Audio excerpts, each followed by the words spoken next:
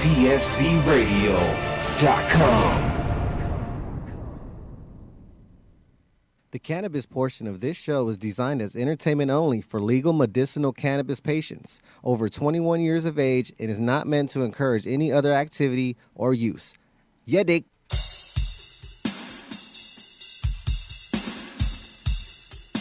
Talking about the Htgs show. Knowing someone better than your show. Everybody knowing this whole show. Yeah. Talking about the Htgs show.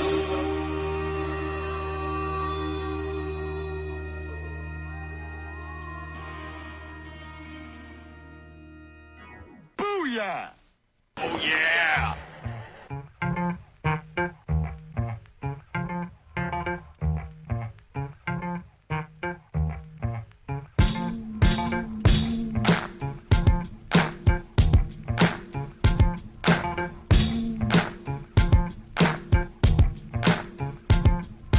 People, are you ready?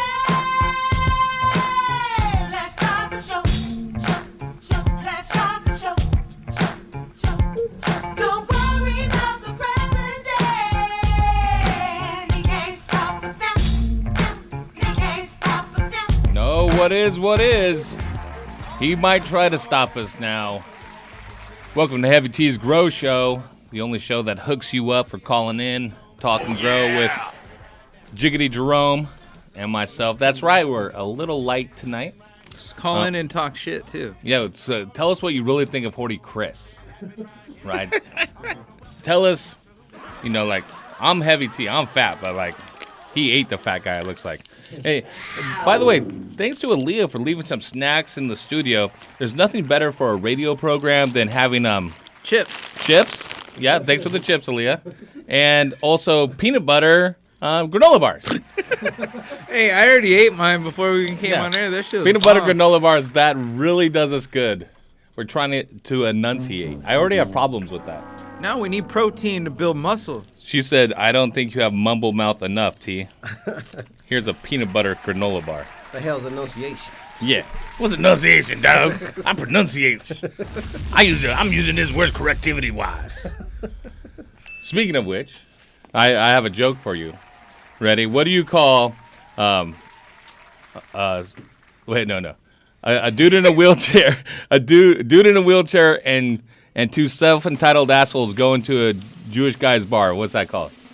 The New Beer 30 Show. Oh, yeah, Long Beach Craft Radio is on the air. What the fuck did you say? Beer? Radio? Long-time listeners will get that. Newbies, not so much. That's why you got to go back and listen to the archives, Jerome. Dude, I was one of the first callers from Kiko days. Really? That is way back in the day. But Horty Chris is not here tonight. He has a bad case of chlorella. Damn. You're not supposed to drink the, what's that stuff called? I don't know. I heard it itches below the waist, though. Rhizoblast. The Rhizoblast. It's made with the chlorella. Let your roots have a blast. All right, so let's start talking grow. 562-653-0707. Oh, before I forget, we have a couple guests on tonight.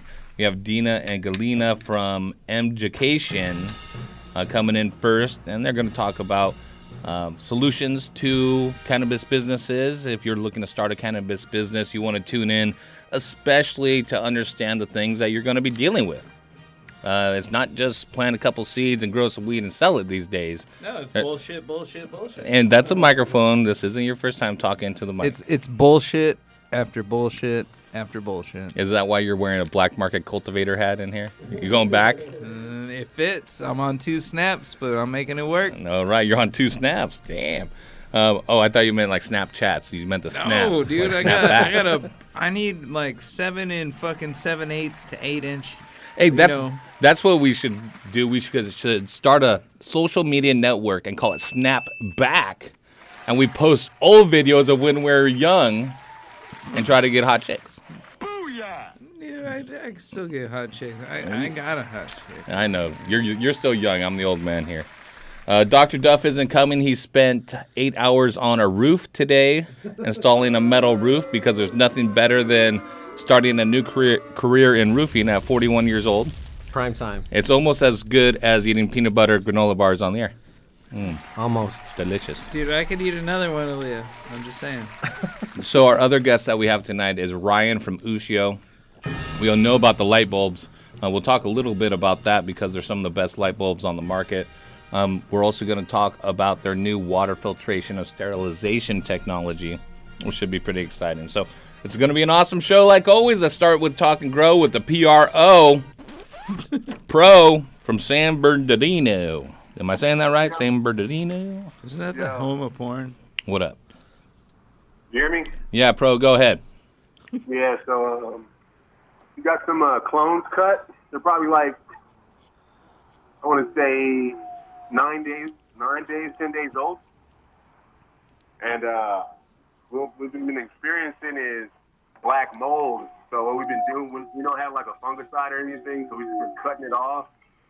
Some of them made it, and some of them didn't. And a lot of them that didn't also had like a white mold, like a fuzzy white mold on the bottom of the stalk. Yes. Pro, Yeah, I'm we're sure going to get to answering your question, but listen, you need to take us off speakerphone because we're getting a little feedback. But basically, listeners, he is taking cuts. He's not having a lot of success. He has black mold growing at the top, the crown of the cut, and white mold forming at the bottom.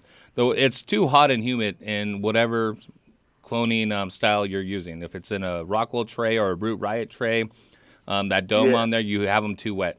The white stuff at the bottom where it goes into the medium is called dampening off, and that's definitely accelerated by adding heat to it. So this time of year, especially where you're at, where it's nice and warm, you don't need to use any heat mat. So if you're doing that, cut that out, okay? That's gonna. We don't have a heat mat. It's just the dome, spray them a little bit, and close them up. Yeah. So the other thing that you can do to cut down on the humidity a little bit, you can remove the domes and see if they stand up. If they don't, what you're gonna have to do is leave the domes on, but take them off once a day and wipe them down. Wipe the excess humidity out. Treat it with a ready-to-use neem oil or some Attack from Optic Foliar. If you use the Overgrow, it actually has that in there already. And treat the clones prior to having that black mold appear. The black mold at the crown, it's literally mold. It's black mold that is going to inhibit rooting and eventually kill your plant. And it's in that dome and stuff now, so if you're reusing it, you got to clean it real well or just toss it out of the way. But all of that is due from too much heat and too much humidity. You know, I've had the same thing happen this time of year. Mine were in Rockwool, and I was just lazy about it. I left them in my garage, like next to the dryer vent that was blowing hot air on them. I Dr. Duffed that one out. But no need. I sold all the clones to Jiggity Jerome, and he's a grow-up champion, so he'll bring them back. Yeah. Yeah, some of them are actually rooted, but it's like a lot of them is like, damn. Like I want to know what the fuck happened. Maybe we've been having like triple-digit weather though. So Yeah, no, that's what it is. Go ahead, Jerome. You got something to tell him? Well, as far as, are you balling on a budget? Is that why you're getting black mold? I have a power cloner. I just need to go to the storage and get it. I was figuring maybe more oxygen and will help it and whatnot. But right now we're just using standard dome. I know like the loss is usually 40 to 60%. That's a big loss. You would probably goal is under 10%. Well, you know, one of the biggest keys I would say to people is whether you're in Rockwool or Root Riot plugs is the moisture retention of the original plugs that you're using. There's something I call sopping wet, and there's something that's actually fully saturated but not overly saturated. And finding that perfect medium is really hard for a lot of beginning growers, even advanced growers. A lot of people, they think more is better, and even in this case, it's water, and it's not the case. Is we're trying to get them to seek water to develop roots, not keep them fully saturated to where they become root rot or they're not even going to develop roots at all. Yeah, we had a lot of them with the root rot issue, and the plugs, the cocoa plugs we're using they're like if you squeeze it, a lot of liquid does come out. Yeah, you want to drain those off. Don't leave any water underneath it that they're sitting in standing water. That helps you keep a higher air. We drained that out. We drained that out already because it was like hella brown. Like discolored. So I got a funny story about one of my employees. So he was so concerned about overwatering the clones that he took an HB 101 measuring cup, which was like a little 10 cc measuring device, and Damn. he literally measured out precisely 10 cc's of water per clone to resaturate these root riot cubes, because he understands like after you're doing mass quantities of clones and seeing how overly saturating the cubes versus letting them actually kind of dry out. But drying out doesn't mean that they're bone dry. You have to keep a saturation level in there that keeps the plant, buoyant in a sense. So yeah.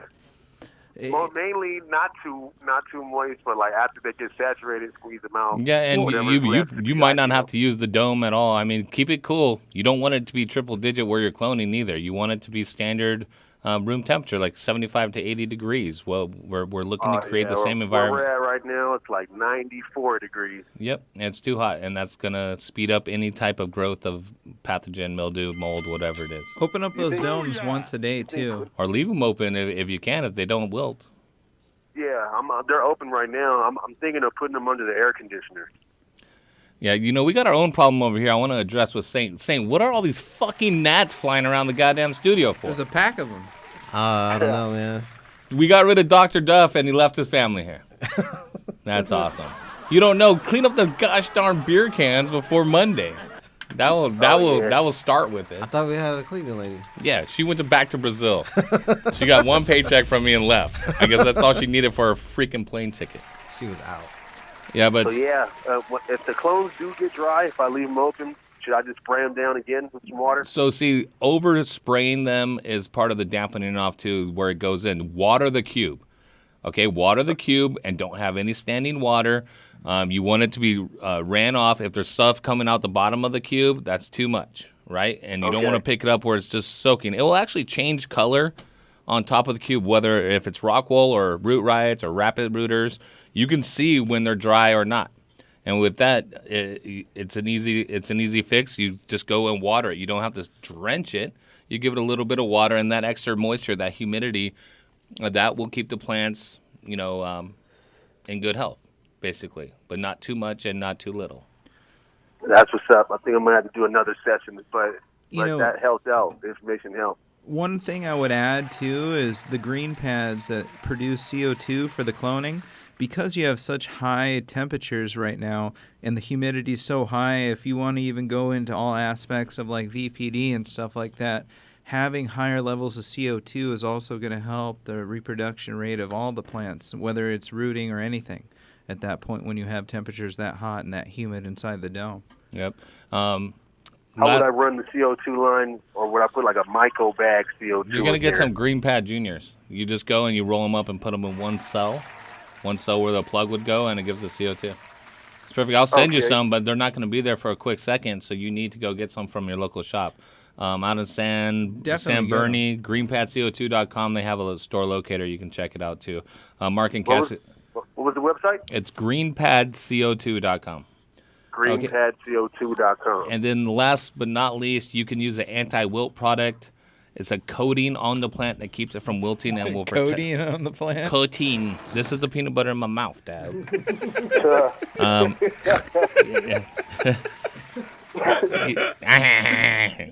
You spray it down, and it coats the outer part of the plant to protect it from pathogens as well. It'll also protect it from wilting. It's called anti-wilt. Okay, so that's an anti-wilt spray. Yeah, it's when you do use that though, there's two ways to use it. Cut everything, plant it, and then spray it on top, or actually spray it on the plant where you intend to take the cuts, and then take the cuts. If you take a clone of it and spray it while it's not planted or off of the plant, you risk sealing off the cut where you made the cut, and then you won't get any roots. Gotcha.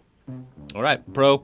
I'm going to send you some of that Green Pad Juniors, some Rapid Start from That's what's up. GH, and some Smart Pots, dude. All going out there. The Smart Pots in this heat, whether inside or out, will keep your plant healthier, keep the plant cooler, up to 30 degrees cooler in the root zone.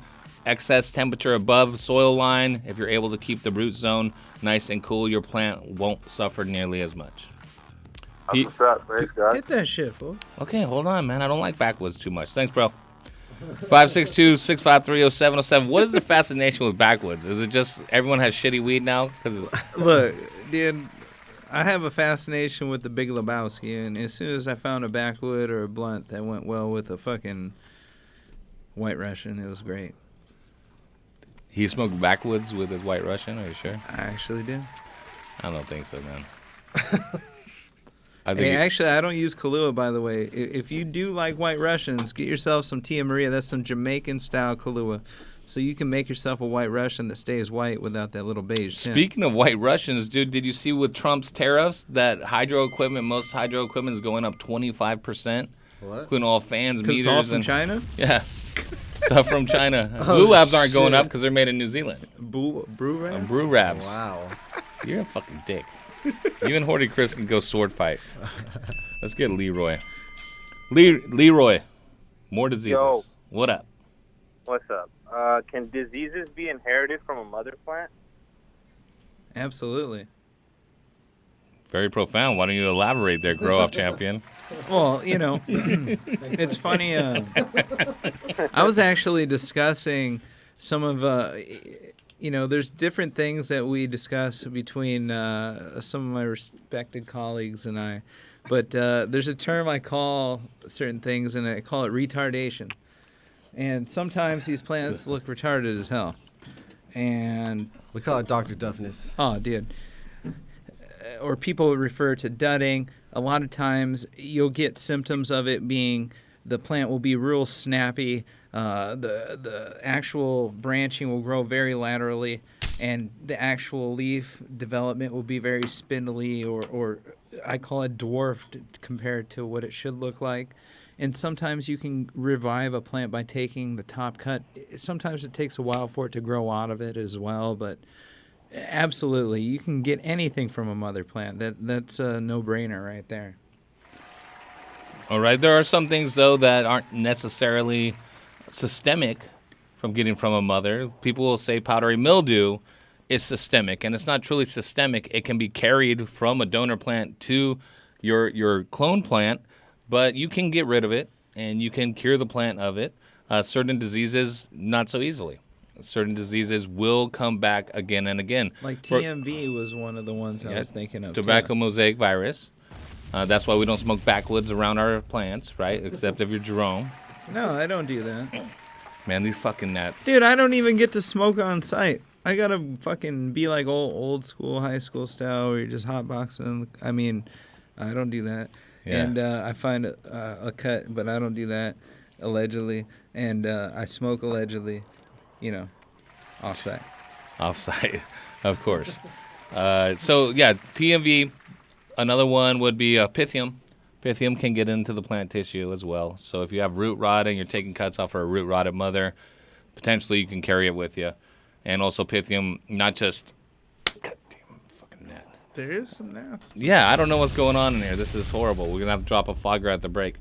But those type of things, yes. So you can carry it from problems from mom to mom.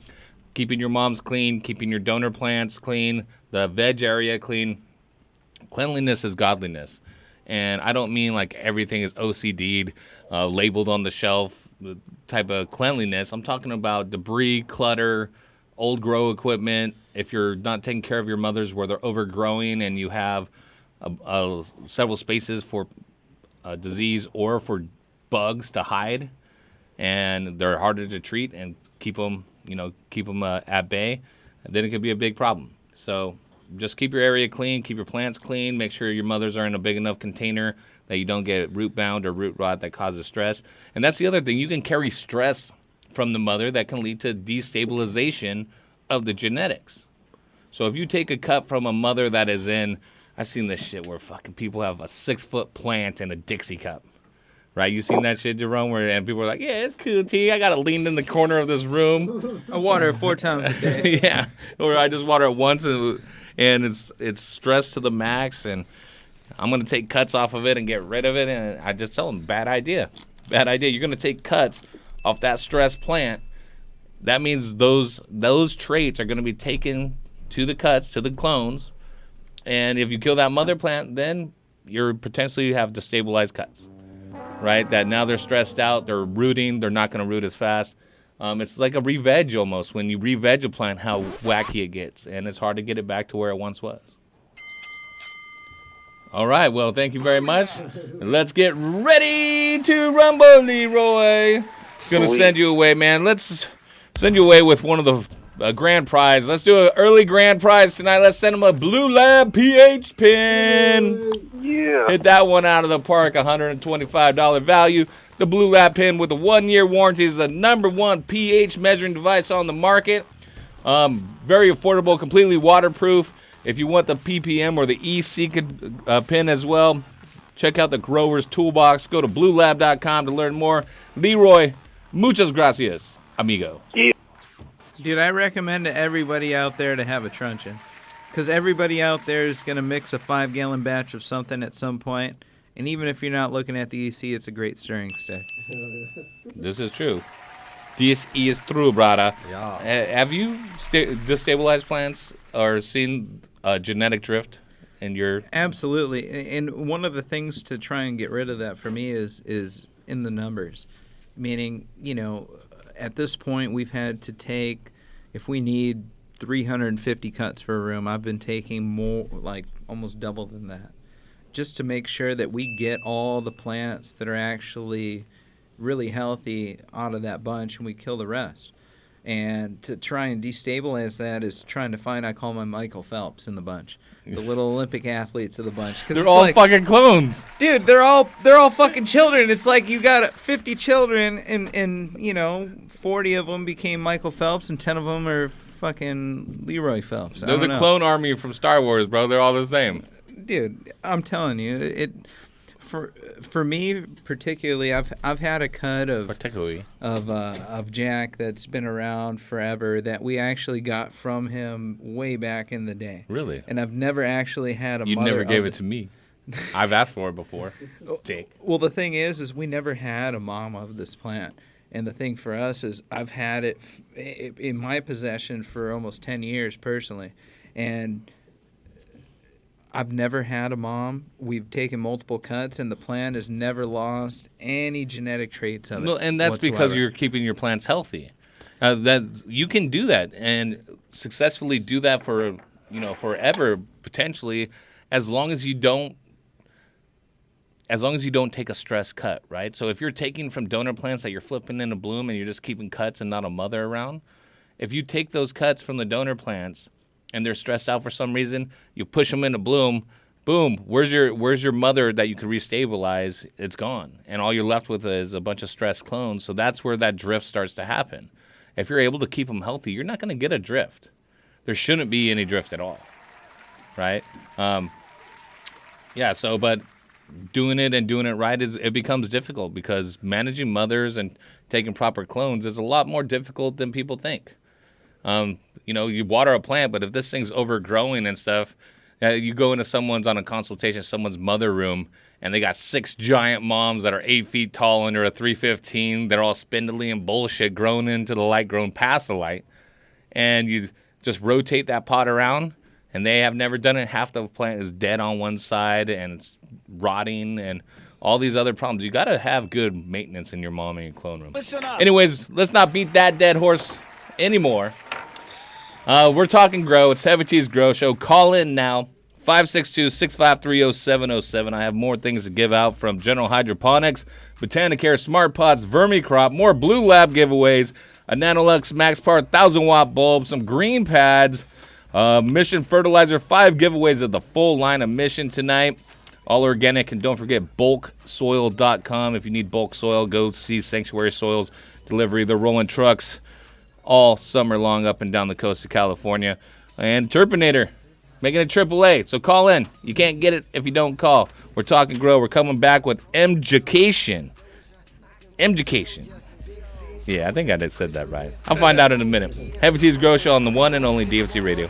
Electrolyzed.com. You dig. Pockets on forest, yeah, they cheer for us, cause we got more of what they want in store plus. If I can't fly, I'ma puff till I soar up. Good day for 'em. The way I run these trees, you could say I run forest. Yeah, I run for it, run toward it. Haters can't ignore it. All the ladies love it, it's so euphoric. They so blatantly adore, bumping all the cuts as we cruising to the night. Like that cut from DJ Quick, cause it's going down tonight. Just slide another split so I can hit it while I ride. And shorty looking swift, I'ma hit it while I drive. We so high, smoking all the time, rolling all the time, chopping all the time. Yeah, we so high, smoking all the time, rolling all the time, chopping all the time. Yeah, we so high.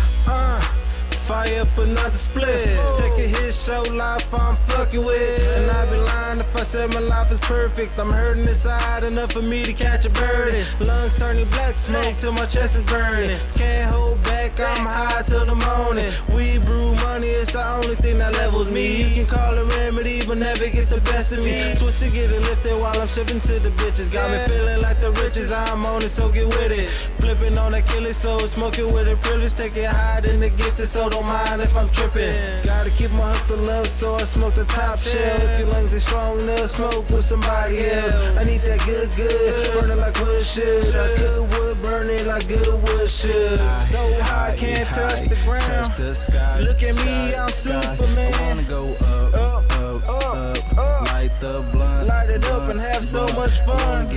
So high, can't touch the ground. Look at me, I'm Superman. I wanna go up, light the blunt, light it up and have so much fun. We so high, smoking all the time, rolling all the time, chopping all the time. Yeah, we so high, smoking all the time, rolling all the time, chopping all the time. Yeah, we so high, smoking all the time, rolling all the time, chopping all the time. Yeah, we so high, smoking all the time, rolling all the time, chopping all the time. Yeah, we so high, so fly.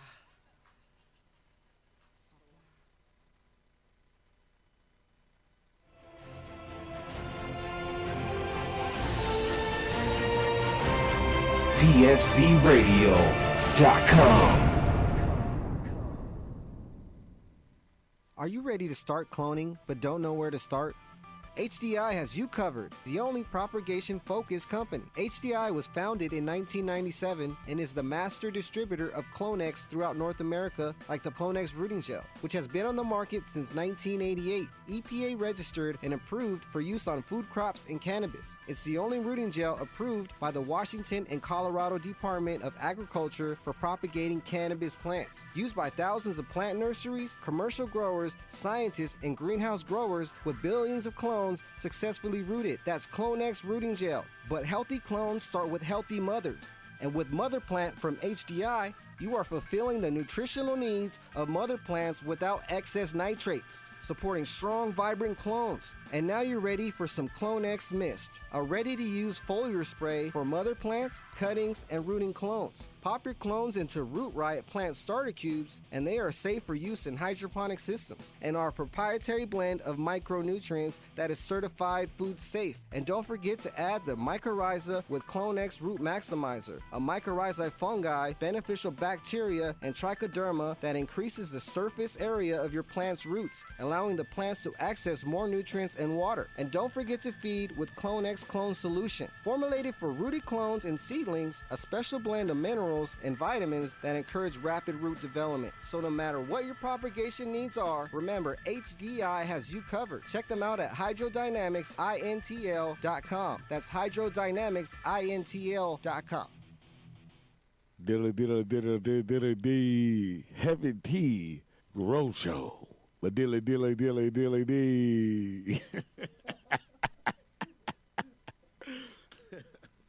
Dr. Duffman here. Wanted to talk to you about what I wish I had in my garden.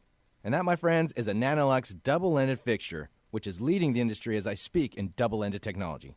I will no longer need 10 150-watt lights to cover my 5x5 area. With just one double-ended fixture from NaOClean, I can cover that area. Also, no more need for that pesky Rooster timer of mine that goes off at all kinds of random hours. With NaOClean's fixture, it comes NCCS ready, meaning I can control it on my computer. So if you're like me and your lighting situation sucks, then upgrade to NaOClean's double-ended fixtures today, and don't be a duff man. For more information on NaOClean, check them out at nanoluxtech.com. That's NaNoluxtech.com. So you're big time, huh? Yeah, kinda. You are listening to the Heavy T Grow Show. Call in right now, 562-653-0707, for your chance to talk to Heavy T, Horty Chris, or Dr. Duffman. Killing it. Launch crew, ready to reservoir. What's the load factor, sir? Bring in the Riser Blast liquid at 2 mils per gallon. Okay, sir. We are loaded and ready to launch. 10, 9. Okay, men. It's time to blast off into the plant's root zone and into another galaxy of root growth.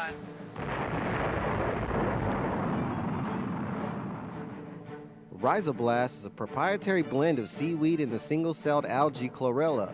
Chlorella's abundance of amino acids and minerals contribute to its value in hydroponics.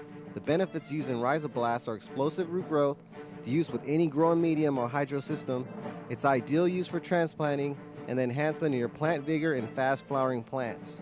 Let your plants have a blast and see a world of a difference with Rhizoblast from Botanicare. Check it out at www.botanicare.com. Yo, Kelly, pass me that blunt, you feel me? Mm-hmm. Have you ever been interested in gardening with dry fertilizers? Well, you're not the only one, and let me tell you about Vermicrop Organics and their line of organic dry fertilizers. Healthy plants with a simple 4-step process. Step 1. Just measure out a half teaspoon per gallon of soil or 2 cups per 12 square feet of soil surface area. Step 2. Apply evenly to the soil surface. Step 3. Blend into the top layer of soil to avoid caking. Step 4. Water thoroughly. And that's it, simple as that. Great for vegetables, fruits, flowers, potted plants, trees, shrubs, annuals, and perennials. It's Vermicrop Organics VermiVeg 744. Along with the Vermi Bloom and PK Boost, you will have a complete line of organic nutrients and a garden that will thank you with a great harvest. Looking for an even simpler way? Then check out the Vermiol 666. This game-changing mix is formulated for all stages of growth in the fast-paced garden of champion vegetable and flower growers. And check out the Vermi Bat Guano Fertilizer and the Vermi Blood Meal Fertilizer for feeding oversized, nitrogen-hungry plants. Learn more at vermicrop.com. That's vermicrop.com.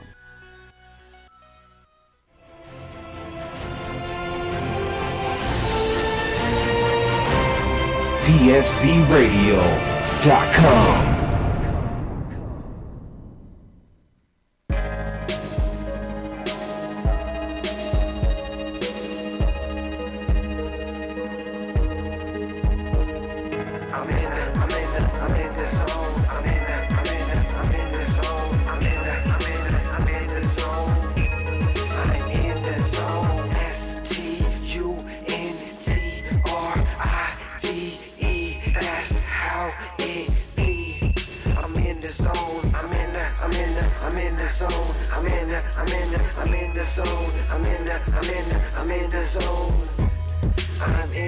I got the 900 sitting on golden wheels. Chrome and gravy, get my bones to chill. All the lovely ladies wanna know the feel, cause I got a lot of danger and sex appeal. Got the Katie on the bike, and shine at night. Remind me of my diamonds, shine that bright. She wanna feel the power between the wheels. Come on, baby girl, let me show you the deal. Cause see, I'm a rider, I'm a night rider, low profiler, ride on them tires. You ain't seeing nothing till you see me flying by. In the fast lane, stunting in the fast lane, gunning. For the rush and the thrills, we thrust and peel. Take skills to ride, cause it's custom built. Yeah, right down the highway. I'm in my zone, get out of my way. I'm in the zone. I'm in the zone. I'm in the zone. I'm in the zone. Yeah, Dina, if you get too close to that mic, that was Dr. Duff's mic. there might be some type of mold or fungus growing on there. There might be some chlorella. The algae chlorella. Don't be grossed out. Don't worry. That's okay. Don't worry. Penicillin never hurt anybody. I have good immunity. Don't lick the mic, Tina. Hey, like that girl who licked the straws yesterday. You may find something that you can use in plant medicine. I want to hear this. On that mic. What girl licked what straws? We were in Starbucks yesterday, and I see Galina make this face like she's seeing the most disgusting thing in the world. And I look behind me, there's a little girl, and their bottles with straws. And she's licking every single straw, and Galina's about to have a heart attack. Oh my gosh! Yeah. So people, if you buy anything from Starbucks, wash it Yeah. before putting it in your Children mouth. probably licked it. Yes. That's the same thing. If you go to a spot that has those large plastic cups, not the paper cups, but I worked. My first job was at Green Burrito, and shout out to Green Burrito. They probably don't do this any longer. But those like souvenir cups. They would come just caked in dust and whatever from the factory in China, and you just put them out and fill them up with drinks. That's what happens. Hey, it wasn't me. I was 15 years old. What was I supposed to do? All right, Drinks will sanitize them. Get straws that are wrapped. Yeah, the right. Flacco was supposed to tell me to wash them, I guess. He didn't tell me. Hey, welcome back, Heavy T's Grow Show. 562-653-0707. We have a company here. It's an organization called Mjucation. And basically, Galina and Dina here are cannabis experts from start to finish. You want to start a cannabis business, you want to know how to sell your product, at what price to sell it, they're going to get you there. So if you got any questions on how to do that or anything that we talk about, 562-653-0707. Now, Mjucation, ladies, has been around for, 2 years now? Yeah. Just about 2 years. And only in California, or are we working in Oregon and Colorado, the other free states, I call them? Right now we're in California. Right, the largest market, and things that are really starting to go fast out here really quick, so I'm sure it keeps you two really busy. Tell me a little bit. Let's start with you, Dina, because you guys are both co-founders, but slightly different backgrounds, right? What brought you to cannabis, Dina? Meditation brought me to cannabis. So I've never smoked as a teenager. Alcohol was my thing. We're Russian, and we like our booze, right? And so I was in a meditation class, and the meditation teacher was talking about that, and I thought, oh gosh. But then I thought about it some more, and I really respect her, and so I tried some of the oil that she made. And I tried it right before going into meditation. Ingesting it? Ingesting it, yeah. And I thought it was just the most amazing thing. I was able to go into the meditation much quicker, stay in it much longer, and the type of meditations that I do, I get a lot of visuals. Oh, cool. I'm also an energy healer and intuitive reader, so I get information. It's like a movie in my head, Right. and it just made it so much easier. Really? Yeah. So it enhanced your senses? It enhanced my senses, yeah. And then one of the other things that I do is I hold cannabis ceremonies. So we do this in a group session with intention and with a purpose, and everybody can go so much deeper, and people have amazing experiences. Okay, whoa, stop the presses right there. I keep thinking about taking mushrooms every time you I talk. thought we were going to talk about Mjucation, but the information that you just gave me right there, I'm intrigued. First off, you're both Russian? Well, I'm Ukrainian, technically. Okay, so you're both from Eastern Europe, Asia. I got Russian creams. But let me ask you this. You said vodka, alcohol, that was accepted. Is it cultural that cannabis is not accepted in Russia? Yeah. Well, we're from the Soviet Union. The former Soviet Union. We just weren't exposed to it. Right. Maybe other people were, but we weren't. But most Russians, vodka is so much in the culture. Yeah. Right now, I don't know how right now is. Did they include that at birth? Into the whole feeding of the kids. Yeah, like the French vodka have was mother's milk. Yeah. yeah. They stick a Russian tube down cream, your throat, and then they pour vodka in there. Yeah. That's your first vaccination. That's how white Exactly. Russians were born: is breast milk and vodka. That's kind of gross. that does sound kind of gross. I don't think that's going to heal anything, right? Yeah, but from a Russian person's perspective who live in Russia, I'm a drug dealer, right? My husband's whole family who lives there, they think I'm a drug dealer. Hey, in Kansas of this country, you're a drug dealer. Yeah. Right? It's a changing stereotype, and I imagine that it's a large cultural hurdle to now accept something into your own lives or into your own new culture and leave behind some of those stereotypes that you were taught when you're younger. Yeah, it's hard. My grandfather, well, he thought I was a drug dealer until his back started hurting. Oh, yeah? And then now he wants CBD oil. He's in Massachusetts. He's like, how do I get it? Now you're a healer. Exactly. Now I'm a healer. Oh, within a week, his perception changed. Tell me a little bit about the cannabis ceremonies that you hold. What is a cannabis ceremony? We're about to have one in 5 minutes.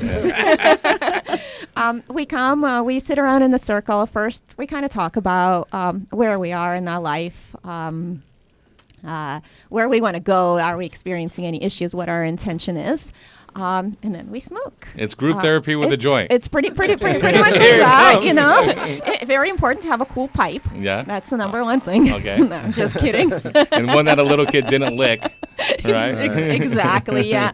So we pass around the pipe, and it goes however many circles it needs to, and then when we're done, we sit quietly for a little bit, and then I kind of tune in and receive information from we call them unseen friends, guides, and whatever information I receive, I speak, and usually it's a journey. So we go on a trip. There's no psychedelics involved. It's a major trip. It's a major. When I did that ceremony with Dina, it was I couldn't believe the things that I saw. Dude, Really? I want to go. Yeah, we went into cavemen that time, didn't we? We went into past lives. I look like a It fucking was caveman. amazing. Yeah, we went into our past lives as cavemen, and each one of us saw a different experience, and it's a learning opportunity about yourself. Let me ask you this. Are there ways that someone that's listening to this that may be in another state can't contact you, or there's things like this are unavailable to them? Is there a way that you can guide someone through experiencing these same things on a solo journey with cannabis? And is it just cannabis and meditation? Do you place yourself for a certain amount of time, or breathing, or any type of these aspects? How would someone go about doing this themselves if they wanted to? Sit quietly, take a few breaths in, relax, and there are meditations that you can listen to while you do this as well.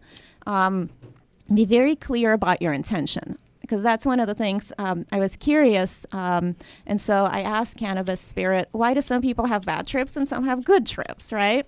And she's kind of sassy, right? So she says, it's really where you want to go. You want to go here, I take you here. You want to go there, I take you there. So you have to be very specific about where you want to go, what you want to accomplish, and you can't lie. Because if it comes from the ego, if you're trying to kind of trick yourself, she'll get you. Right.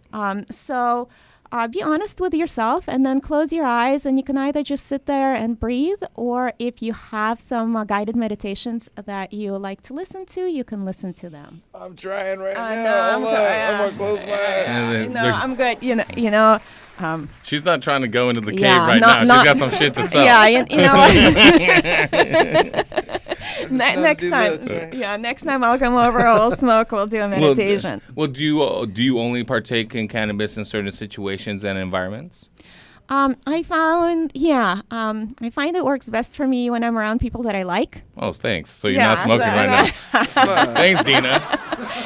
That's just my thing. It's just the nature of my work. Okay. I tried to smoke before I went to the theater. I don't know. It just didn't work for me. But when I'm with people whom I love, but it's the same thing with drinking as well. Funny enough, I can only drink with my family. Yeah. Because you start telling people what you really think. If you drink too much, you're like, I never liked you. Yeah, no, my family is awesome, and I feel safe and comfortable with them. So, but I also found it useful to relax, to sleep, for back pain as well, and sometimes recreationally too, to hang out with friends. It's nice. Do we make you feel uncomfortable? No, do I make you feel uncomfortable? You guys can arm wrestle about it at the break.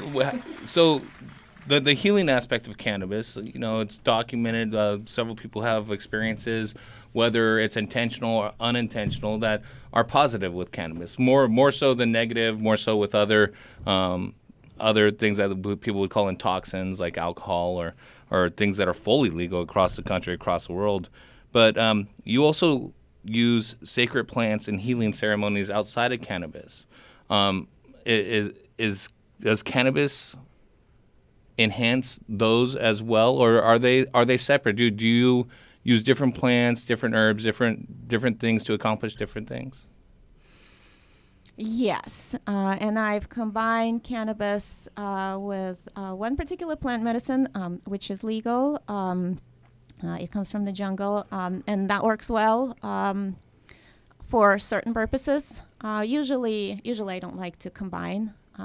It just depends. Okay, I can appreciate that. So, with all of that being said, which is, by the way, super cool and awesome, what got you into Mjucation, which it doesn't seem like a spiritual company. It's a business company, a financial company, really, right? What is your business background?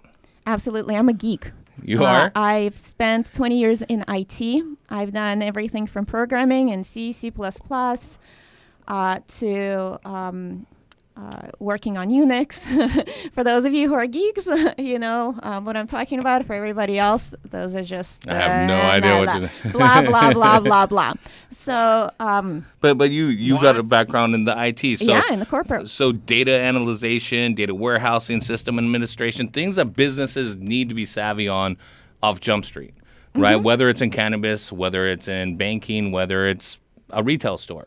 You need to have these type of systems in place, and your expertise are in those systems. It's not just the systems, really. It's a way of thinking. How do I first identify where do I want to go, and then step by step, how do I get there? What are my options? What do I need to do? So really what I find what the corporate world has taught me is how to think and how to plan, how to project, because a lot of times we start on something and we're like, I'll figure it out as I go along. And next thing you know, you lost your house. Yeah, or they see step 5 is easier to accomplish now than step 2, and they skip over it.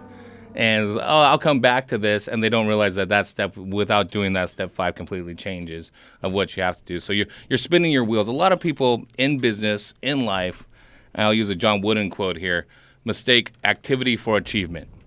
There's a lot of busybodies doing a lot of motions, but not accomplishing a lot of things. And you guys are about efficiency and getting these things accomplished in a professional manner. Yeah, absolutely. And in this legal environment right now, you do something wrong, even by accident, right? Because failure to know the law doesn't excuse you, right? Ignorance of the law is not a defense. Exactly. So you don't do it right, you don't have a business. You could be an absolutely fabulous grower. You could be an absolutely fabulous salesman. You can know everything about the industry, about customer service. You don't know the law. You don't follow it. You close down.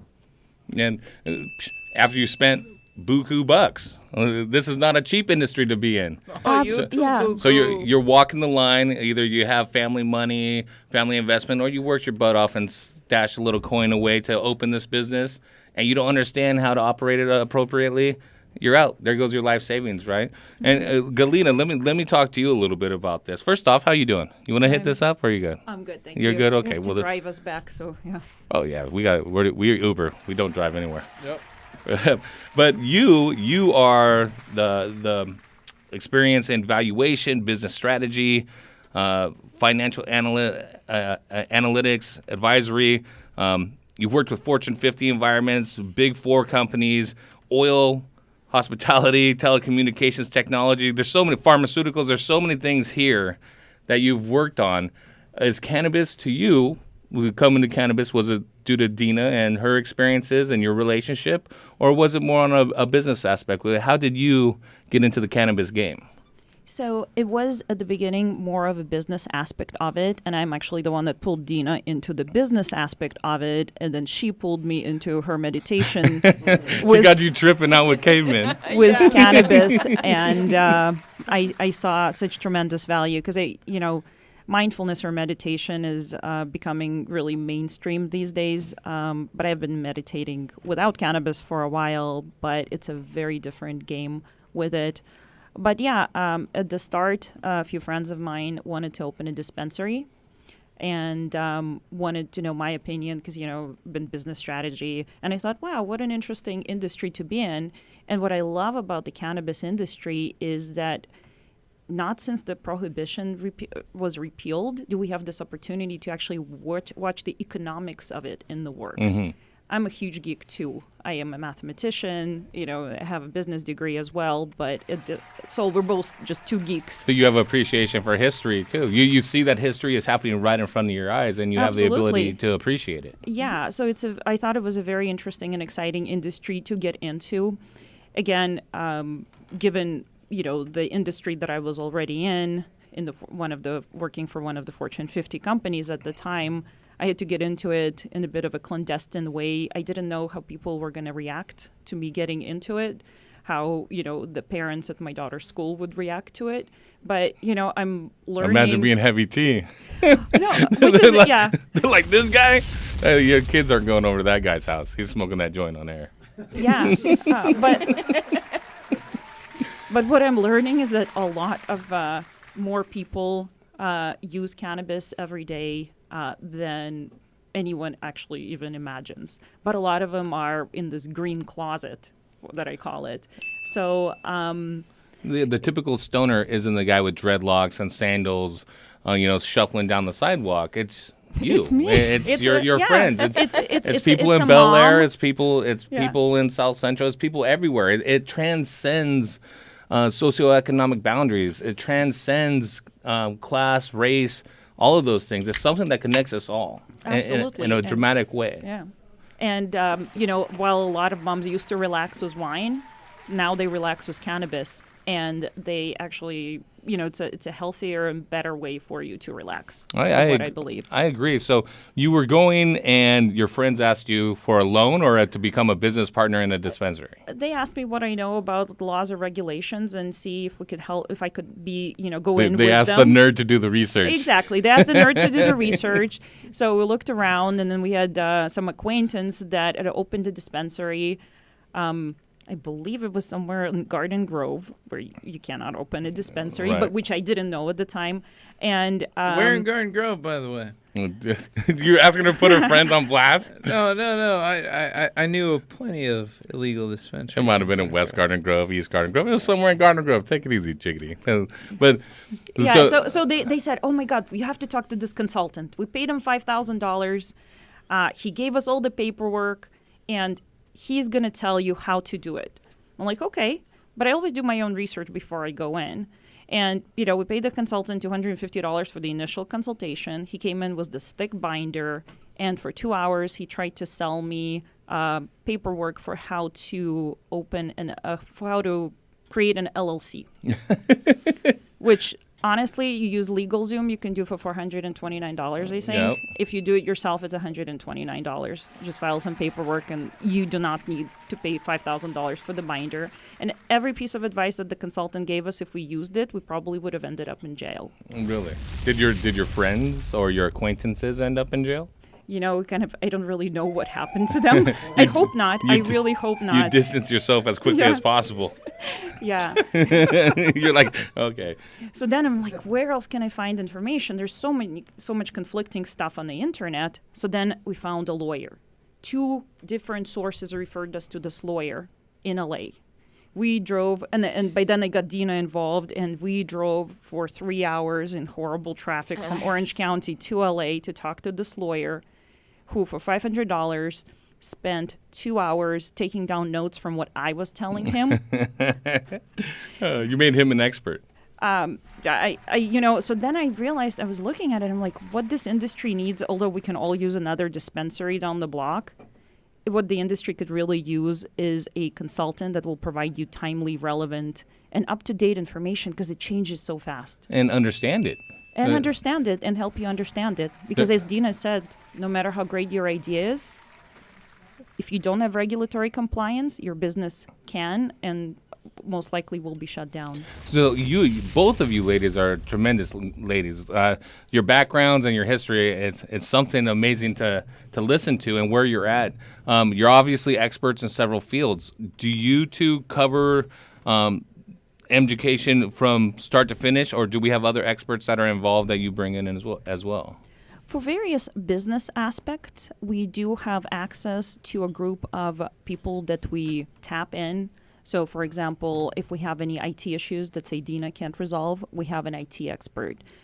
If we need market research, we have, a lot of the market research that I do, but then we also have another person that helps us with that. We have an engineer that we can tap into for any, construction issues. We have grow experts that we're actually partnering with right now to open a tissue culture lab with that we can tap into. And it's the two of us are the main kind of point people, and then we tap different resources in when we need it, or if the project is large. Because in addition to cannabis regulatory issues, we can also help businesses with writing a business plan, creating a financial model. What a lot of people don't realize about cannabis business is that it is a business. Every single aspect of a business that a business has to deal with applies to it.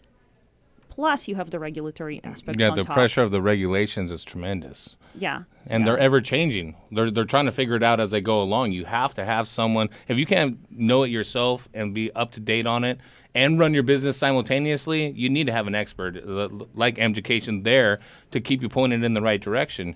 Like I said, you spend all your money that you stashed away doing it in the gray area under Prop 215 or whatever you did. If it's family money, whatever, you don't want to blow it because you blew it. You thought you knew everything. Your ego got in the way of your business.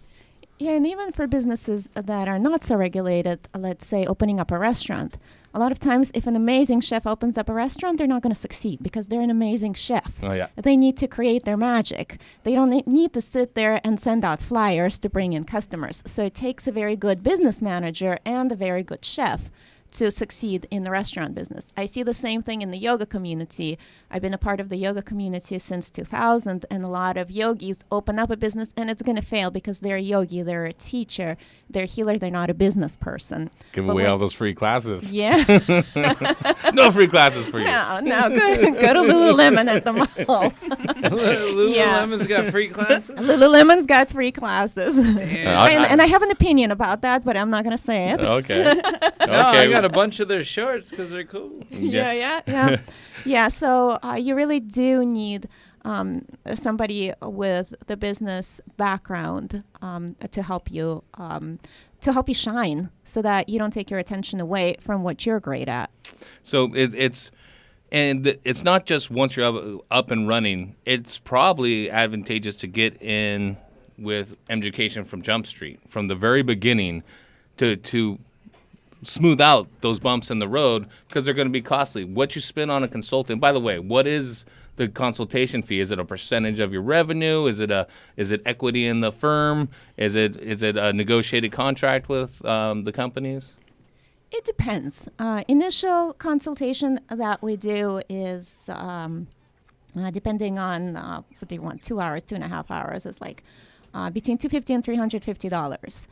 A lot of the people we talk to, we actually talk them out of starting a cannabis business. Yeah. The time to speak to us is before you start a cannabis Okay. business, not when you started, to see if it's something that you want to do. For example, we had a lady who came to us because she had a shop. And that shop wasn't doing so well, so she thought, in Huntington Beach. Yeah. The irony of it all. So she said, hey, flowers, let me grow a different kind of flowers, right? And so we spoke to her, and she realized, no, you can't do that in Huntington Beach. Yeah. And so that didn't work for her. So it's kind of, at our own detriment. And we were talking about it the other day. We were like, we could be making so much more money on this, but Well, you don't want to get the reputation that you gave someone the wrong advice and they Exactly. wasted their money. Then you're out of business. Exactly, but also ethically. We believe in treating people right, and we want to be treated right as well. So if we want people sure. to be honest with us, we should be honest with other people. How about the professional brain pickers, I call them, that always want to have meetings with you, and they you give them their $250, $400 worth to get them in the right direction, but then they want to take it a step further. Is it like, okay, Now there's a $10,000 retainer, and I'll tell you everything that you need to know, right? But there are, in this day and age, professional brain pickers that don't want to pay for the information and education, the heavy lifting that you two have done. They want to have the shortcut, pick your brain, and think that they're going to figure it out. How do you fend off these people? You know, it's interesting. We don't get too many of those. No? I think it's kind of because, well, we both work with energy. I think it's what you project, you receive. Oh, great. So the brain pick. I'm trying to pick your brain. I'm interviewing you. So usually a lot of people who come to us, they treat us really well. But, you know, it's a question of our time. One of the things is we really value our time, and we value our knowledge, and we value what we can give to you. And because we place a value on it, other people place a value on it as well. So we're happy to talk. There is an hourly fee, and we can talk as much as you want. That is. Yeah. And for, more involved projects, we do have, depending on what you want done, we will have a negotiated contract. Right. Anytime, if you're looking to get in the cannabis industry, Mjucation is your firm that you want to talk to. Galina and Dina, they'll help you with federal and state local legislation, IT solutions, supply chain solutions, financial and banking. Are banks working with cannabis companies now or no? Some state chartered banks are. I recently got a lead on a Federal Reserve Bank in San Francisco that we have to check out that may be working with cannabis businesses. But there are legal ways to kind of get around some of the issues with working with the banks and how you set up your corporation. And without risking, your nest egg. Exactly. Yeah, we'll talk off air. I'll show you my paychecks. But public perception, customer service, and much, much more. You can go to social media. It's MJUCAI. Hold on. Long Beach. Hey, this is the public school system. I didn't go to. I didn't go. Don't blame it on Long Beach. Long Beach, a state school education. My bad. MJUCATION. That's Mjucation. Dina on IG is Dina Soaring. Contact them. Get in business with these ladies.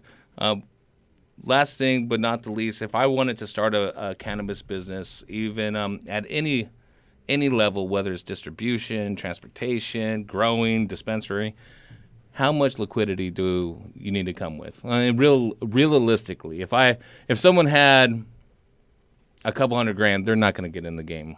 Is it 7 figures plus now? From what we have seen, the business models that we've been working on, it has been getting into the 7 figures or even more than that. So you can no longer start a delivery service out of your garage in North Hollywood, which is a real call I got on Monday. Another client we lost. Someone I categorically talked out of starting a cannabis business. Really? Yeah. Oh, so you got to have backing, but there are venture capitalists that will fund the right people. Yes. It's not the people that write on a napkin, grow weed, sell weed, make money. Here's my business plan, right? You have to come correct. You have to have the performance, like a 5-year performa. What else? Business plan. Things that you're going to help these people get that potentially you can get them. You can get them funding as well. Yeah, we do help people put together their pitch packages, their business plans, presentations. We help with presentations to angel investors as well as some venture capitalists that are becoming interested in the space. We haven't done, we don't have experience with taking a company public, but there are companies that are going public on the Canadian stock market these days. So we can point people in the right direction if they already have an established business that's interested in that. That's as great. Well. Yeah. Galina, Dina, thank you for your time. Go to Mjucation.com. Contact these ladies. You want to get in the biz, you got to do it right. Mjucation can help you get there. All right, guys, 562-653-0707. That is the phone number. We're coming back with Ryan from Ushio, his new technology, and all of your grow questions. We're giving away the house tonight on Heavy T's Grow Show. DFZRadio.com. Ya dig.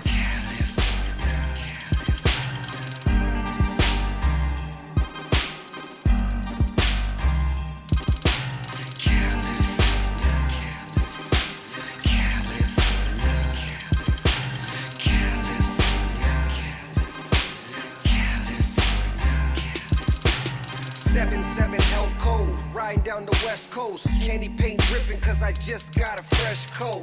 California raised me, an LA baby. The Chevrolet raisin, scraping on Dayton's, riding down Rosecrans. Get with the program, call me the drone man, the hydros potens. Got your eyes low, lower than the ocean. Just west coasting through the coast with the potion and the best dro to smoke.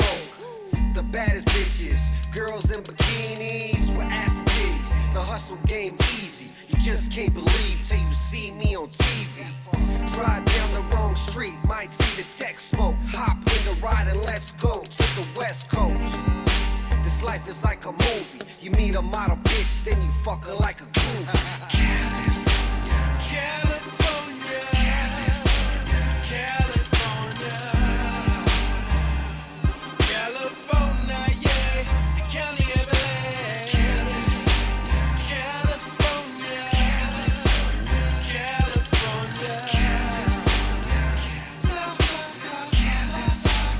California, Compton, California, yeah, the city where I was raised. Second son to Eazy-E, so don't be amazed. Same nigga, same flow, same mind frame. I'm all about the Lucci. Fuck minimum wage, cruising through these Cali streets, smoking on this OG. Cash rules everything around me, I need more cream. West Coast, get it in. What the fuck you think? Saying I'm riding with you, really though, this money in the bank. E3 hotter than the California forecast. Burning up these tracks, nigga, I need more cash. Yeah, I'm a bona fide hustler. Fuck with my family or cash and I'ma cut ya. Real G's get it, that's only the obvious. Go against us, you know you facing the consequence. I love my state, but I really hate the politics. Better keep stepping, buddy boy, in the pile of shit. Yeah, in a pile of shit. E3, get it in, nigga, I'm live as shit. 3, 2, 1.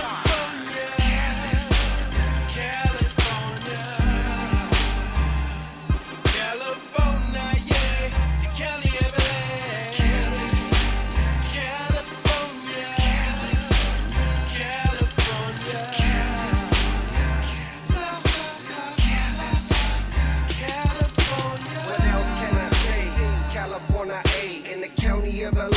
Just me and Mary J. As the world keeps spinning, like gold 100 spokes, engine running, Chevy gunning down the coast. Just let it roll. Who doesn't love to see a 6-4 hop down the block, banging Eazy-E and Pac? Motherfuck the cops. I drove in my ride, but I ain't even tripping. It's another summer night and about to get the dipping. It's California, A, got some beautiful women. Gotta see it for yourself, it's such a beautiful vision. Palm trees, palm weed, won't you ride with me?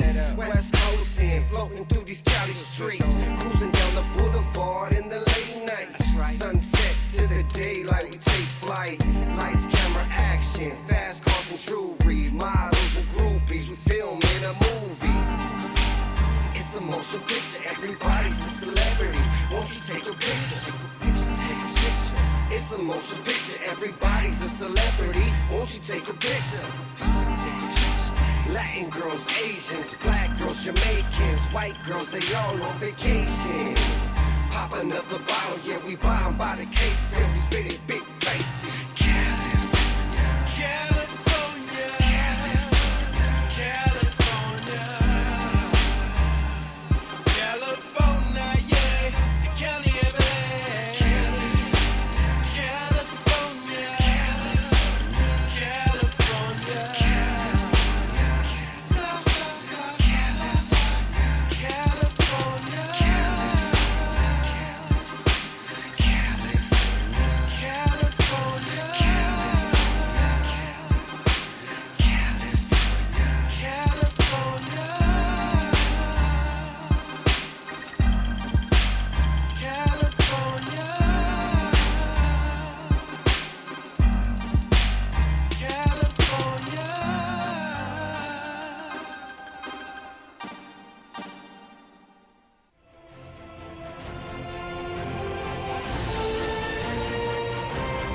DFCRadio.com.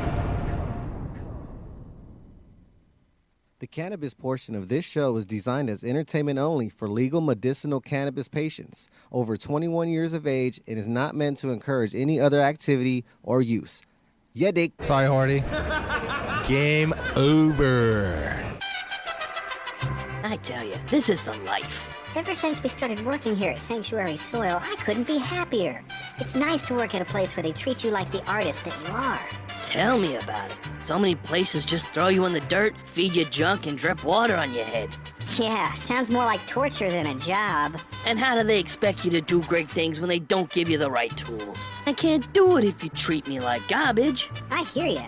You give me the highest quality organic materials like woody biomass and grasses, put me in a healthy, clean environment, and I can practically poop gold. Not to mention alfalfa meal, arborist material. They even bathe us in a healthy biological tea full of enzymes and other good stuff. You know, I get a little choked up just thinking about how all those customers are gonna benefit from the hard work we put into providing them with the best products available. I just wish more companies were like Sanctuary Soil. It's nice to work with people who care about their customers and care about the environment. Yeah, this is the life. Hey, I'm pretty full. Think it's about time to go make some magic, if you know what I mean. Well, a worm's work is never done.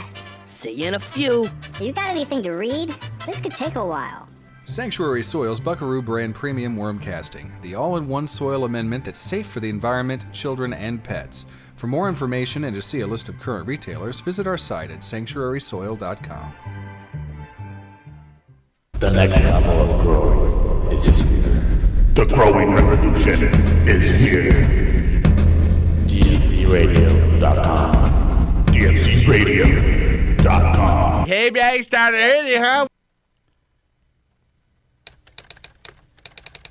Hey, Dr. Duff, are you signing up for another one of those internet dating sites after your divorce? Nah, I'm just ordering these freaking douchebags from China here. Just gonna be saving a lot of money on it. About $1 a bag. Did you say douchebags? Yeah, they're pots. They're fabric pots. They're, made in China. They save $1 a bag from all the other. Oh, it sounds like an imitation smart pot or something. Yeah, save $1, but, I'm pretty sure these douchebags are gonna work. Dude, I had a buddy of mine who used those same douchebags. He bought them direct from China. It killed his whole garden. Bro, what? So I'm better off spending that extra $1 on a smart pot? I'd get a smart pot. Don't be a Duff man. Make sure to buy the original patented Smart Pot. Check them out at smartpots.com. Hey, I'm in the zone. You're listening to Heavy T's Grow Show. Call in right now, 562-653-0707 for your chance to talk to Heavy T, Horty Chris, and the Duff Man only on DFCRadio.com. So you're big time, huh? Yeah, kinda.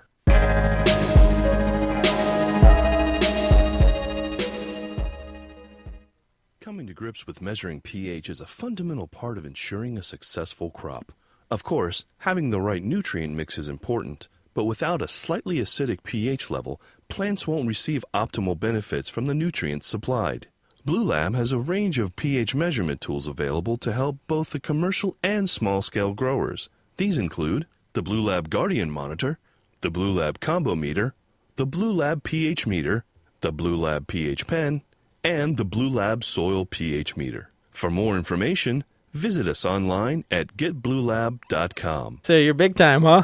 Yeah, kinda. Hey man, your garden smells amazing this year. What are you doing different? Haven't you heard? We've been using the Turpinator. Did you say Turpinator like terpenes?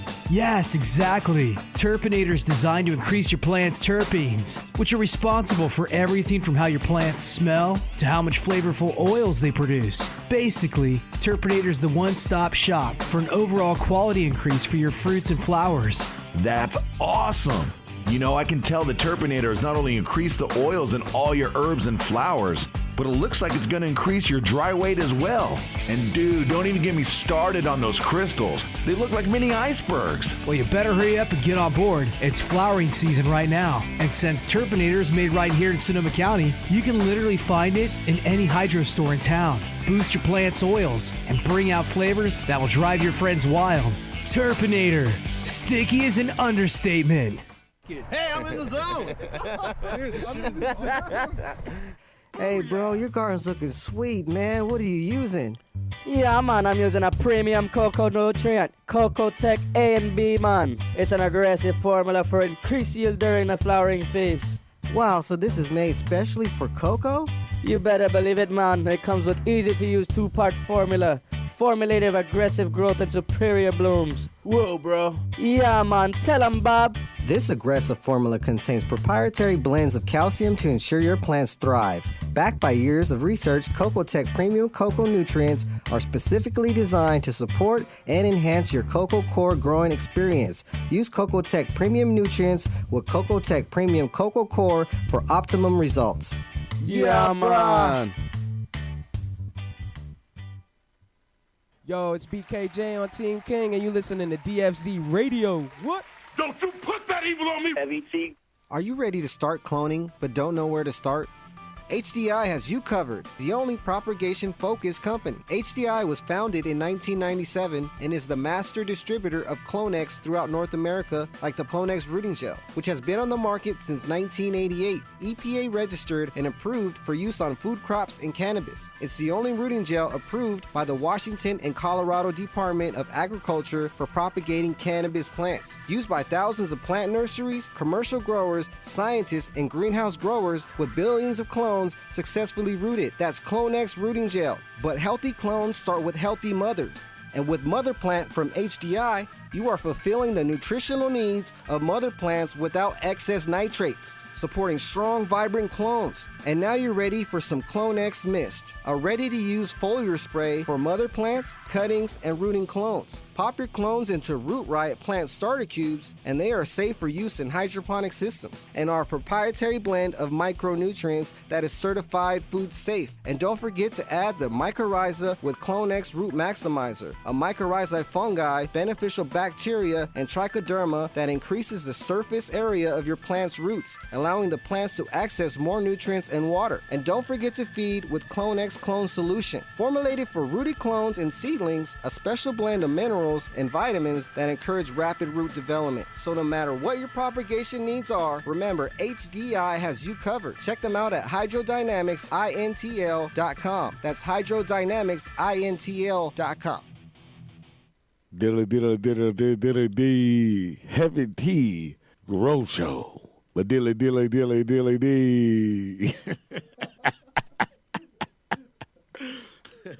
The cannabis portion of this show is designed as entertainment only for legal medicinal cannabis patients over 21 years of age and is not meant to encourage any other activity or use. Yeah, Dick. DFZRadio.com.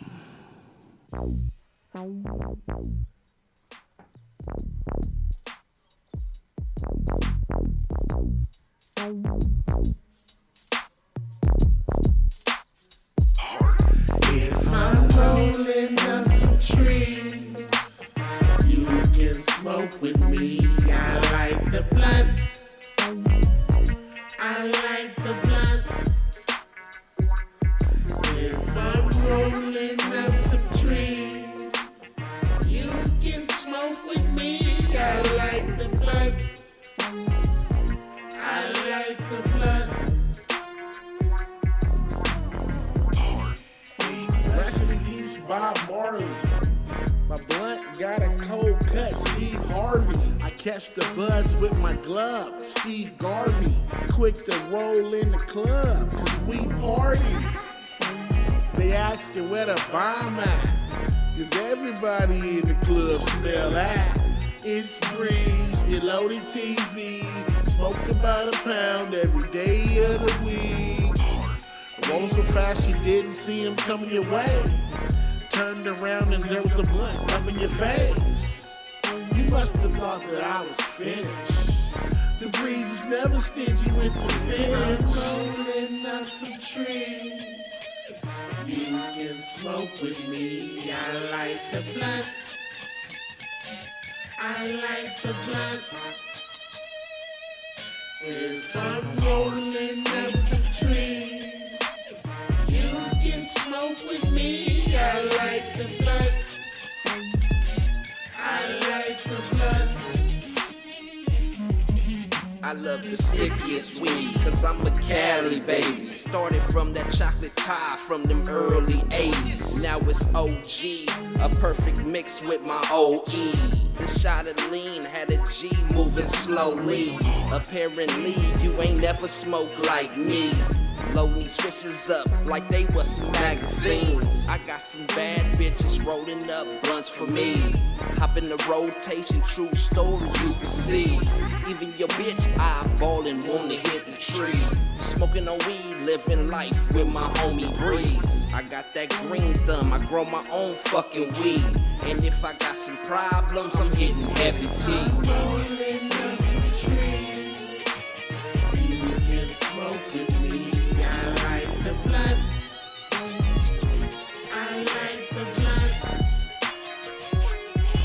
If I'm rolling up some trees, you can smoke with me. I like the blood. I like the blood.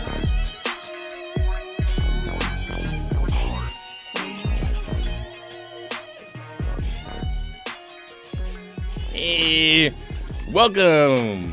Heavy T's Grow Show, otherwise known as Nat City, y'all. Nat City, y'all. Gnats flying all over here, y'all. Hey, these beer gnats are humongous. It's like they crawled out of a Frankenstein bag of cocoa from Holland or somewhere and got humongous in here. These gnats are huge. I blame the heat. I blame everyone. I blame Duff. I blame Horty. It wasn't me. Just like Shaggy. It wasn't me, yo. It wasn't me. Yeah, welcome back, Heavy T's Grow Show. We're here with Ryan from Ushio. He's in the house to talk about some new technology from Ushio and remind us about how their lighting technology is top-notch as well. Before we do that, though, we have some callers. They've been hanging on for a while. Jiggity, people will need to hear your voice. Hey. Take the hi. Peanut butter granola bars. Throw 'em in the house. All right, hold up. This is, I cannot make this shit up. Peanut butter granola bars are given to us by our producer. Chips, and now this mother ninja lover over here just opened up a oatmeal motherfucking cookie. This is a Mama Mare's motherfucking edible, dog. Yeah. Don't eat oatmeal on the air either. Yeah, So what you want to do is...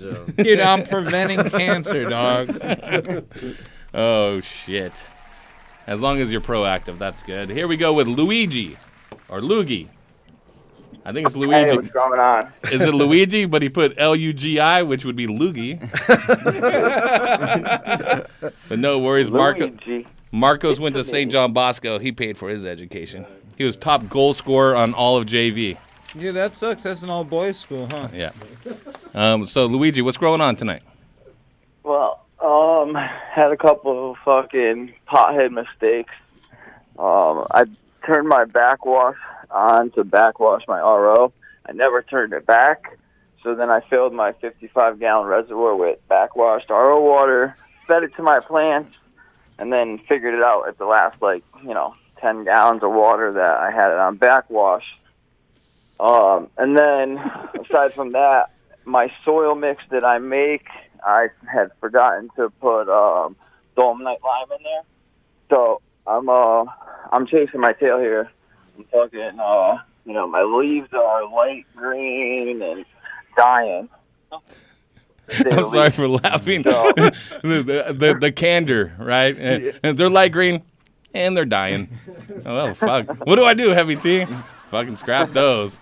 No, straight up. Jerome, toxicity due, he's saying he watered them with the gray water from his RO. Oh, yeah, the wastewater. I mean, worst case scenario, you can go to your water municipality source online, see what's in your tap water. And it's 10 times more concentrated. Exactly. So that's the thing. I have well water. So my well water is, it's testing at 150 to 200 ppm. So it's good in that sense, but it's fucking, has tons of iron in it, so it's on a softener. So okay. I'm thinking that I salted the shit out of my plants. You sure did. I flushed them. With what? With what? Just water? Where you guys go? So I flushed them and then gave them a quarter strength, about 200 ppm of a feed solution, and so I haven't really seen two plants snap back. Did you give them any type of enzyme? I did give them an enzyme, yeah. Which one? And at what concentration? What is this? Easy, big time enzyme. Okay, that's a decent one, and you're using it at recommended dosage for plants? Yeah. Not for medium? Yep. Okay, so listen. Absolutely right in flushing them out with an enzyme. Enzymes will help break down heavy metals and kind of break them down and let them be flushed away. I'm not saying that you did this, but for people listening, if this toxicity happens to you, the last thing that you want to do is try and feed it again or try and use something else to flush it out, like a humic or a fulvic, because that can actually make things available to the plant in large doses. Don't give it so I have humic acid is like part of my Don't give it to it. I just kind of throw it, a pinch in there. Don't give it until you wash out everything that you can and leach out everything you can. You need to give it probably 2 to 3 times the amount of water with your enzyme treatment that you normally would. You want to have a shit ton of runoff. It's going to saturate the grow medium. It's probably going to stay wet longer. At that same time, to reduce the drastic effects that a toxicity may have on your plant, go ahead and dim your lights down if possible. If you can't dim them down, raise them up or turn off a couple lights. You need to slow the plant down. Raising the lights up. Mm-hmm. Well, you need to slow. And your CO2. Take your CO2 down as well, because it's not going to be as high since you have less light. Take my CO2 down. You get it to where it's regenerating. The plants are probably going to look sad. They're going to be a little limp.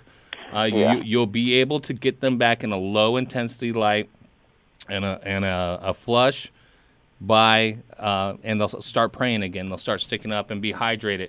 The only nutrient that I would give it would be some chlorella or some type of root stimulant to get the roots growing again and regenerate it. So because root by mission, I can give it some of that. Yeah, absolutely. Now that's the reason for that is too high of a concentration of salts or anything in your water. Yeah. It will dehydrate the root zone even though there's water around, and you'll lose those fine feeder roots. Okay, so you still will have your tap root, which will be taken in water, but your feeder roots that reach out and pull nutrient and things in, you need to regenerate those through emission roots, like how you were talking about. Turn all that stuff down and flush it. It may be a week or so until you can get them back. If you start seeing the plant show new growth, or that you don't get that chlorotic, spotty look that you get from a toxic soil medium like you have, you'll see the plant start to exhibit new growth, and it probably will be lighter in color.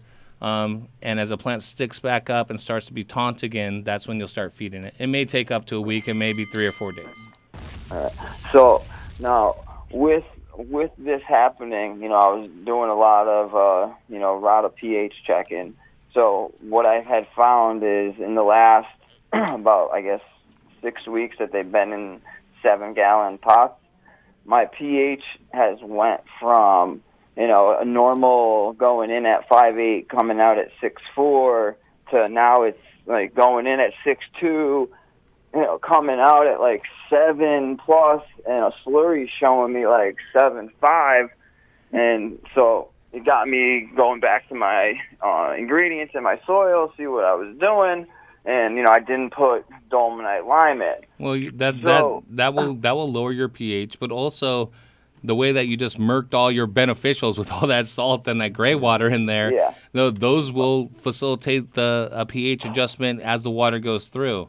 You've heard us talk about measuring especially with organics, measuring the input and the output is really chasing your tail, dude. You are going to drive yourself insane trying to get it all correct. Right. Most things in organic grow mediums using organics like mission fertilizer, you won't need the pH once you add the nutrient. You start with a neutral pH of your water, 7.0, add your nutrient, let it go through. And in those situations, you can use your observation of how the plant looks to really tell if the pH is whacked or not. And putting in the correct pH above the soil line will lead to the correct pH below the soil line, as long as you're not overwatering and growing some type of pathogen or something gnarly in there. If your overall health of the plant is good, your health of the soil is good, you don't need to go around checking your pH. But your pH, not having the dolomite lime Well, yeah, you messed up there. But if you want to get an organic like CalMag or something that you can use in its place, you can use CAMG Plus from General Organics, and that's an organic CalMag. Yeah. So I have that, but what do you think if? So my new soil mix obviously has the DE in it. I have about, after I just scraped the nat mix off the top, I have about 4 fingers worth of room. So probably about 1.5 gallons of soil I could amend to the top of that. Do you think I can amend it with the DE without frying my plants even more? Like if there's already like a teaspoon a gallon you could probably top dress it. Teaspoon and a half. Brian, you have an input on it? Yeah, I mean, I think you could top dress it, but how far along in your cycle are you? Are you still in early veg? I mean, you said you've been in for 6 weeks. I'm a month and a half in the veg. I should be flipping, but I'm trying to correct what's going on. No, at least it's not in the bloom yet. That's true. So you got some time for the plants to recover a little bit, but mostly with the dolomite lime, I mean, it might start, actually being broken down by the biology and passed over to the plant by late flowering, but it's not going to really do you much good in terms of plant availability right now. It may help with the pH, but, like Heavy T said, I think you should just let the biology do the work for now. Let the plant recover a little bit. If you do want to top dress in a week, calcium does move down through the soil, so top dressing it still will get down to the bottom of the roots through normal watering, but it might not be available, for at least a couple of weeks, if at all, by the end of flowering. Luigi, are you in a bed or are you in pots? No, I'm in smart pots. Why not? I think it might not be a bad idea, guys. I got a Pro Mix that's part worm castings, part perlite. Okay, well, it might not be a bad idea to transplant it. Pro Mix is not soil, though. Transplant it, and you go mix in your dolomite lime and your super soil, put it in a larger pot, help facilitate more room for the roots to grow out and search out new, healthier soil, and it could alleviate the symptoms quicker. Well, he just said he had Pro Mix. That's not soil. I don't know if he was using the product Pro Mix or saying that his mix was Pro. Oh. Yeah, no, I'm using Pro Mix Organics as a base. Well, go ahead, Jerome. I'm not familiar with Pro Mix Organics, but for me, Pro Mix HP, the big old white cube, that's peat moss. That's not soil. Is that your base and you're making amendments to it? I'm making it into a soil by I'm adding. It holds a lot of calcium. Worm castings, the ancient forest, and then perlite, and then I amend it with kelp. What kind of forums do you read to mix this? I mean, are you all that, and that's just up until till flower, and then from flower I would feed it. So typically, I'm not feeding until Hey, Luigi, right now. are you right now, using the Subcool formula? Is that what you're using? Yes. Yeah. Yes. So he's using the Subcool super soil with the peat moss as the base, adding the amendments, creating the super soil. Right, but you're saying that Pro Mix holds a lot of calcium already. Yeah, I mean, no offense to forums and stuff. It's cool. Speak your mind, brother. Hey, how many times do you start? This is his preface to everything he says, Ryan. I don't know if you've been on with Jerome here. Well, no. Honestly, Mr. Jack Mayoff was one of my old customers, dude. Honestly. It is what it is, but it's like you got to understand is like these forums and stuff like this, I don't read too much into it. Gardening is very, very simple. I always tell people it's very easy to do when you take the basis of just don't over-fertilize, don't over-water, but don't leave it dry. And the thing is people overthink things so much. And as far as living biology goes, yeah, I mean, all that mixtures and stuff you're doing, it's great. Now, at the end of the day, you got to think, why are you doing this? Is this an ethical thing? I went from being just a regular, Fox Farm grower, big bloom, soil. Well, Fox Farm's not organic. Are you trying to be organic? I wanted to be organic, so I picked up a TLO grow book, and, I've been... It's Luigi out there. I mean, at the end of the day, are you just trying to provide good product for yourself? Yeah. I'm just trying. I want clean meds. I'm trying to fucking. And he's got to buy more Pro Mix. Well, do you have a lot of time to dedicate to your grow? Meaning all day, every day. All day, every day? Yep. And how about the sounds like budget? you and How you Duff have doing the on same budget? job. Huh? How you doing on a budget? I need harvest. Are you doing like 1 or 2 lights? Are you doing something bigger? No, I have I got 12 lights set up where I'm mixed spectrum between CMH and high pressure. You're doing 315s with 1,000 watts? Ceramic metal halide and ceramic high pressure sodium. Okay. So honestly, that's where my plants are looking like shit. Is in that room. Everything else, I'm under. Okay, Luigi, I could hear the distress in your voice. I could hear the distress in your voice. Listen, I could hear what you're saying. You need to get this going. Time's not in your favor. I am going to fully recommend that you move to a larger pot. Move to a larger smart pot. Add more soil around it. You can add your dolomite lime. Continue to use your enzyme flush just before transplant so you can kind of clear that up. Put it in the new medium and water thoroughly. And then wait for the new growth to occur. As the roots shoot out, it will cut down your time that you have to get out of this funk and into bloom, right? And outside that, if it takes more than a week or two, if you think it will be. Switch to cocoa or loose rock wool, dude, and just say fuck guessing what the fuck's in your medium and just put what you want into it. All right. All right. Now, you got anything to add anymore, Ryan? Yeah. No, I mean, I think transplant's a good idea, and get some nutrition in there after you see some new growth. Scoot in a little bit to Horty's mic. I know it's scary. It smells like cigarettes and homeless sex. Yeah.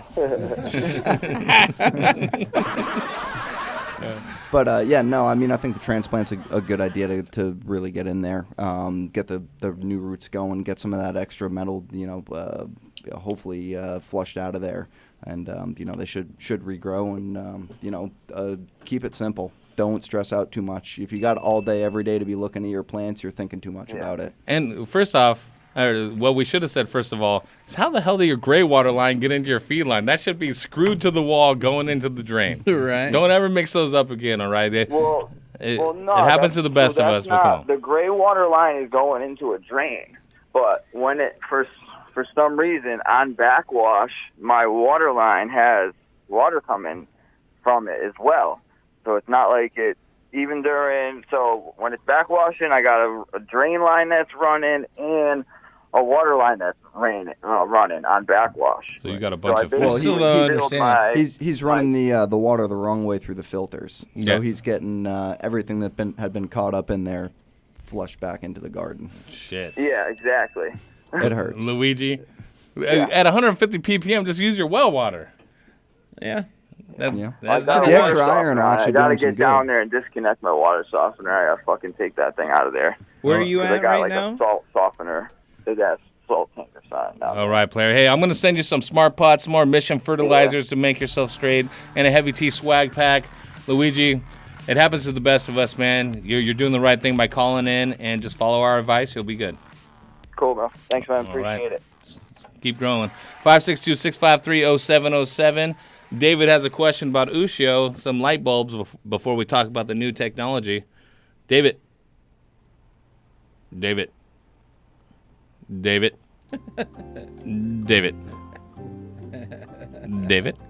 Sir, will you grant me a short bathroom break? David, you got to go take a leak? No, David. David, we'll get him back. Hey, give me Professor someone out there. Lock him in. He's got a Ushio question. Professor. What up, son? What's up, player? No, I was calling in. I see y'all got an Ushio on, and I was wondering. I see that they got the double-ended bulbs now. I was wondering, do they work on the Gavitas as well? They definitely do. Both of our double-ended lamps, the double-ended high-pressure sodium and the double-ended metal halide, should operate just fine on all Gavita fixtures. I got a live video in week 6 with all double-ended Ushios in that room on my Instagram if you want to check it out. I'll check it out for sure. But excellent. Is there a symbiotic relationship between the bulbs and ballast that using ballast or bulbs that are made from the same company, or is that just marketing hogwash that companies are trying to feed you so you don't go buy a better bulb? That's yes and no. I mean, there's definitely has to be certain compatibility between a ballast and a lamp. If a lamp is not ignited at a proper voltage, or if it's not maintained at a proper voltage, you're not going to get the best performance out of it. So you always want to use a high-quality ballast. Gavita is a reputable name. Obviously, your Phantoms, Sun Systems, all those guys are making high-quality fixtures. When you get into the no-name Chinese ballasts that you can get for $99 on eBay or whatever it may be, a lot of the times they may or may not run the lamp to its full specifications. So that's something you always want to take into account. Use high-quality equipment, especially when you're talking about your lighting. If you're trying to replicate the sun, you don't want to skimp on that, because that's really all your plants have to create food for themselves. And you don't want a fire. You don't want a fire. And Ushios are actually available as the stock bulb coming in certain ballasts, right? Yes. Yep. Yeah, definitely. There's certain OEMs that just include our lamps with their fixtures. That's badass. Okay. All right, Pro. You got anything else for Ryan, or is that your question? I got one more question. I see that they have they look like standard household bulbs, and I see some are LED and things like that. I was wondering, are you able to use those for clones? I wouldn't necessarily recommend it. It's not to say that you can't use a standard lamp to grow a plant, but you're getting back into the same idea of using a CFL or using an incandescent. It's really not tuned for a plant spectrum. A lot of our general lighting lamps and our LEDs, they obviously they have a high CRI in that it makes it look the real colors when a human eye is looking at them, but it doesn't necessarily mean that it's tuned to the spectrums that a plant is looking for proper growth. So that's the color rendition index. Correct. And that's what you visually see. Exactly. That's not the par. The plants grow off the par, though. Correct. The higher the CRI, the closer what we would say to natural sunlight, or the way that it's actually replicating the colors to your eye. The PAR index is actually based on the McCree spectrum curve of what a plant and its light receptors are actually looking for to have the highest energy conversion, so that they can go through their natural processes. Our light receptors are our eyes. Correct. So that's the CRI. The plant's light receptors. Sorry about all these gnats, by the way. Do you see them battling? It's like the red baron. Oh yeah, and stuff battling. I worked in a store and we grew wheatgrass, and the fruit flies love it. So This is from beer, though. This is not from anything else. Trust.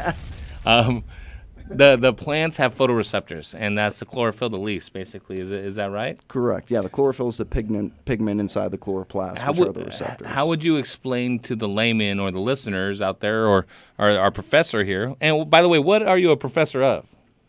Of awesomeness. Okay, Professor Awesome. I like it. How do plants see light differently than we do? Well, there's always been the saying in, horticulture that came on, lumens are for humans. So lumens is the brightness of a light. So it may look very bright to our eyes, but the plant may not be able to use all of that light. So that's why we now go off the PAR index, which actually is based on micromoles, or the number of photons of light that are hitting the leaf surface.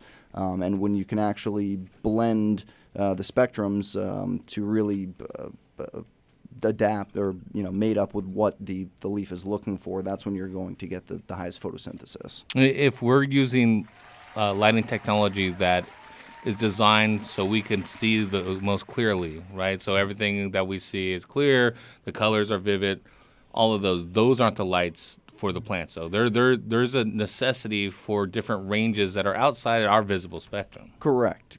And you see that, that's a yes and no answer, because it's not that CRI is bad. A lot of horticultural lamps like ceramic metal halides have a very high CRI. That's why they were developed, was more for surgical applications, or applications where colors needed to be represented truly. But it also has a fantastic spectrum for a plant to use for photosynthesis. So they can go hand in hand, but it's not an end-all or be-all. If a lamp has a high CRI, it might not have a full enough spectrum.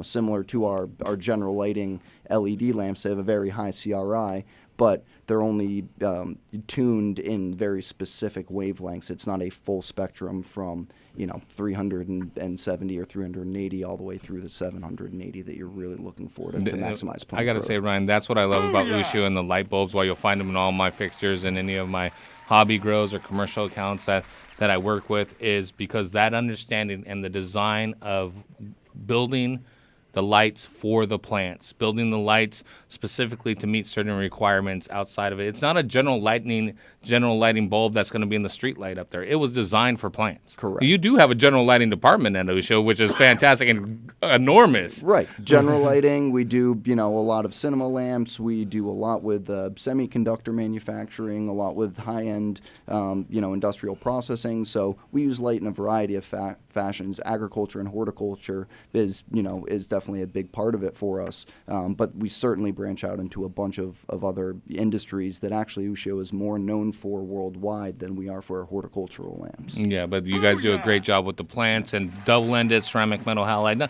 I don't have too many single-ended bulbs left, but single-ended bulbs too, the technology you guys use in those are fantastic, man. Right. If you can get an Ushio professor, you put one in your garden, all right?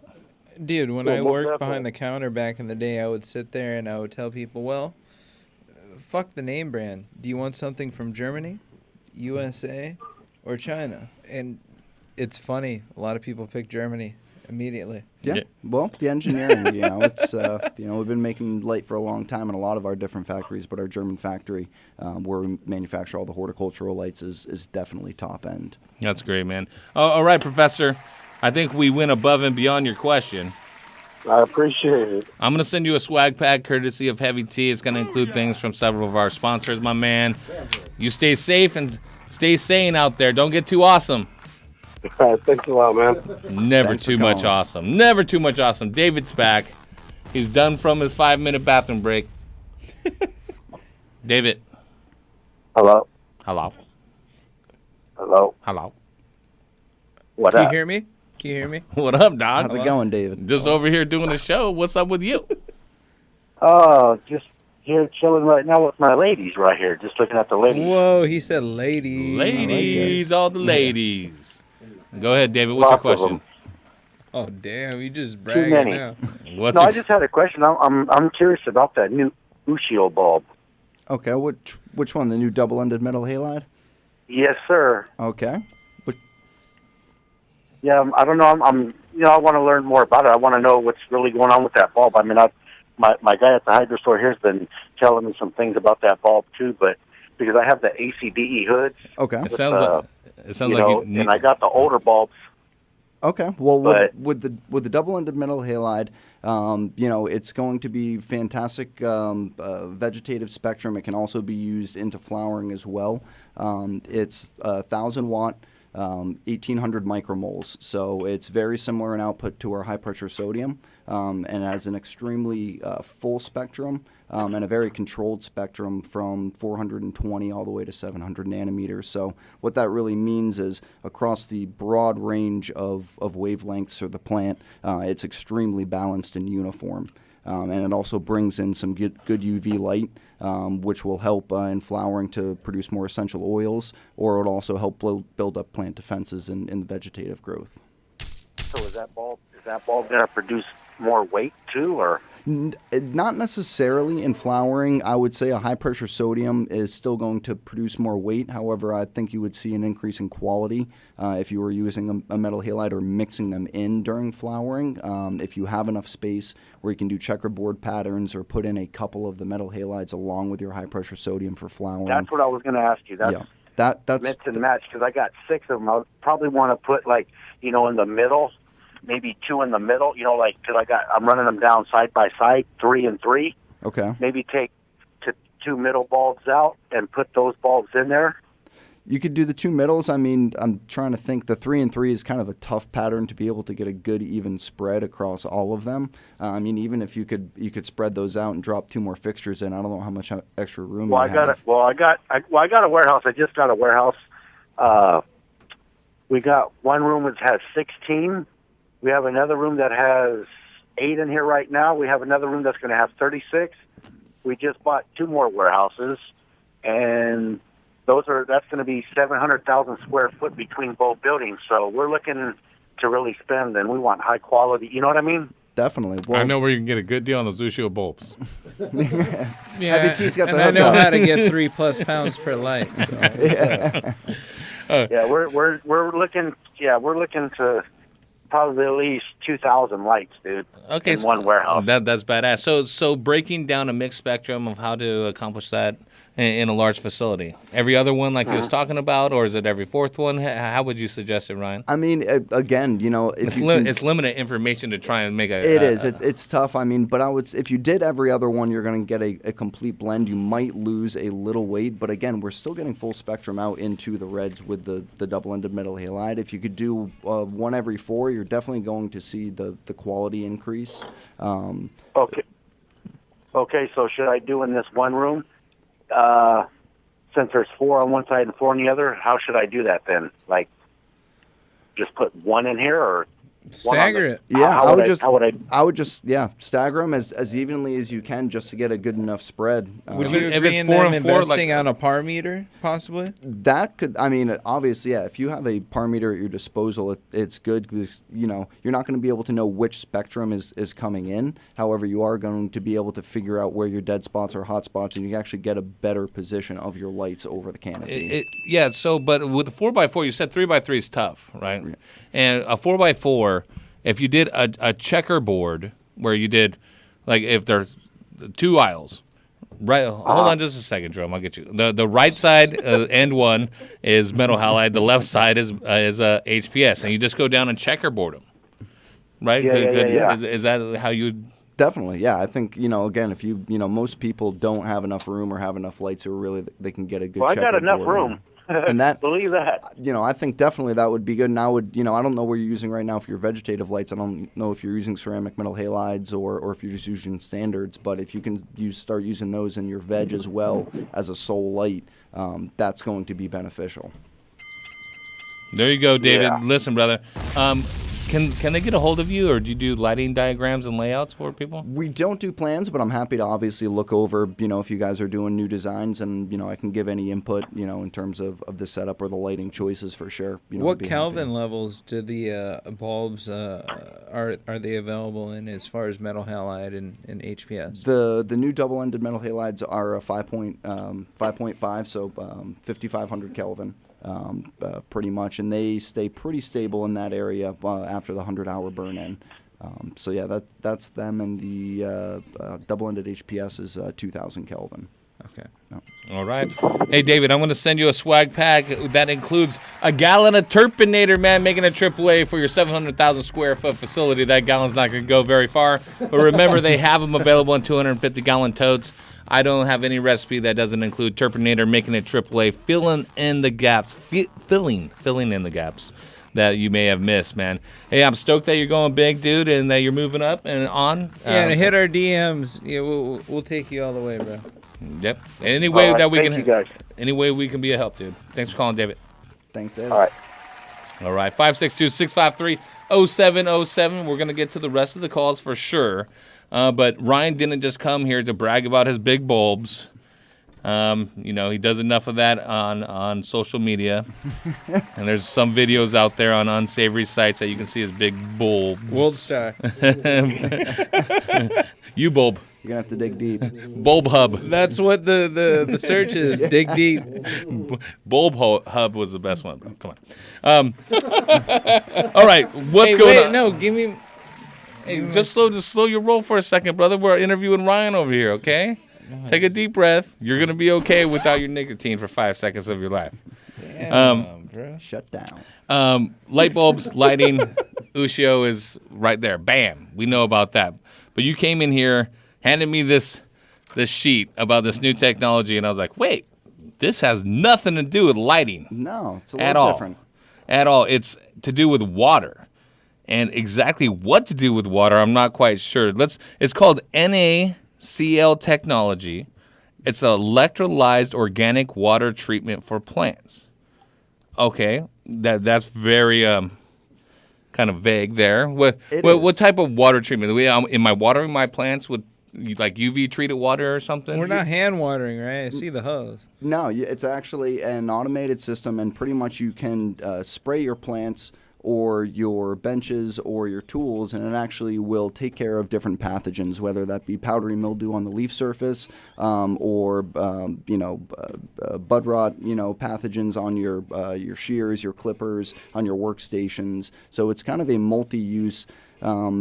I wouldn't necessarily say a disinfectant, but it's a cleaning solution that uses oxidation reduction, and it uses pretty much salt and water that's had a current run through it to take care of all different pathogens. Okay, so it's not. You don't give the water to the plants. You don't feed them. It's not a drench. You can drench it in, but it's going to be more effective as an overall leaf spray. But it definitely can be drenched in. It can be run through irrigation lines to take care of biofilms. So it's an overall pathogen reducer. Very similar to the way that saltwater pools work, is that they use just regular salt, sodium chloride, which is NaCl, and it's diluted into water, and then they run a current through it, which is called electrolysis. You might remember from chemistry in high school when they did it, and they would create the hydrogen and oxygen and light one side on fire, and everyone thought it was cool. My first girlfriend had it on her lip.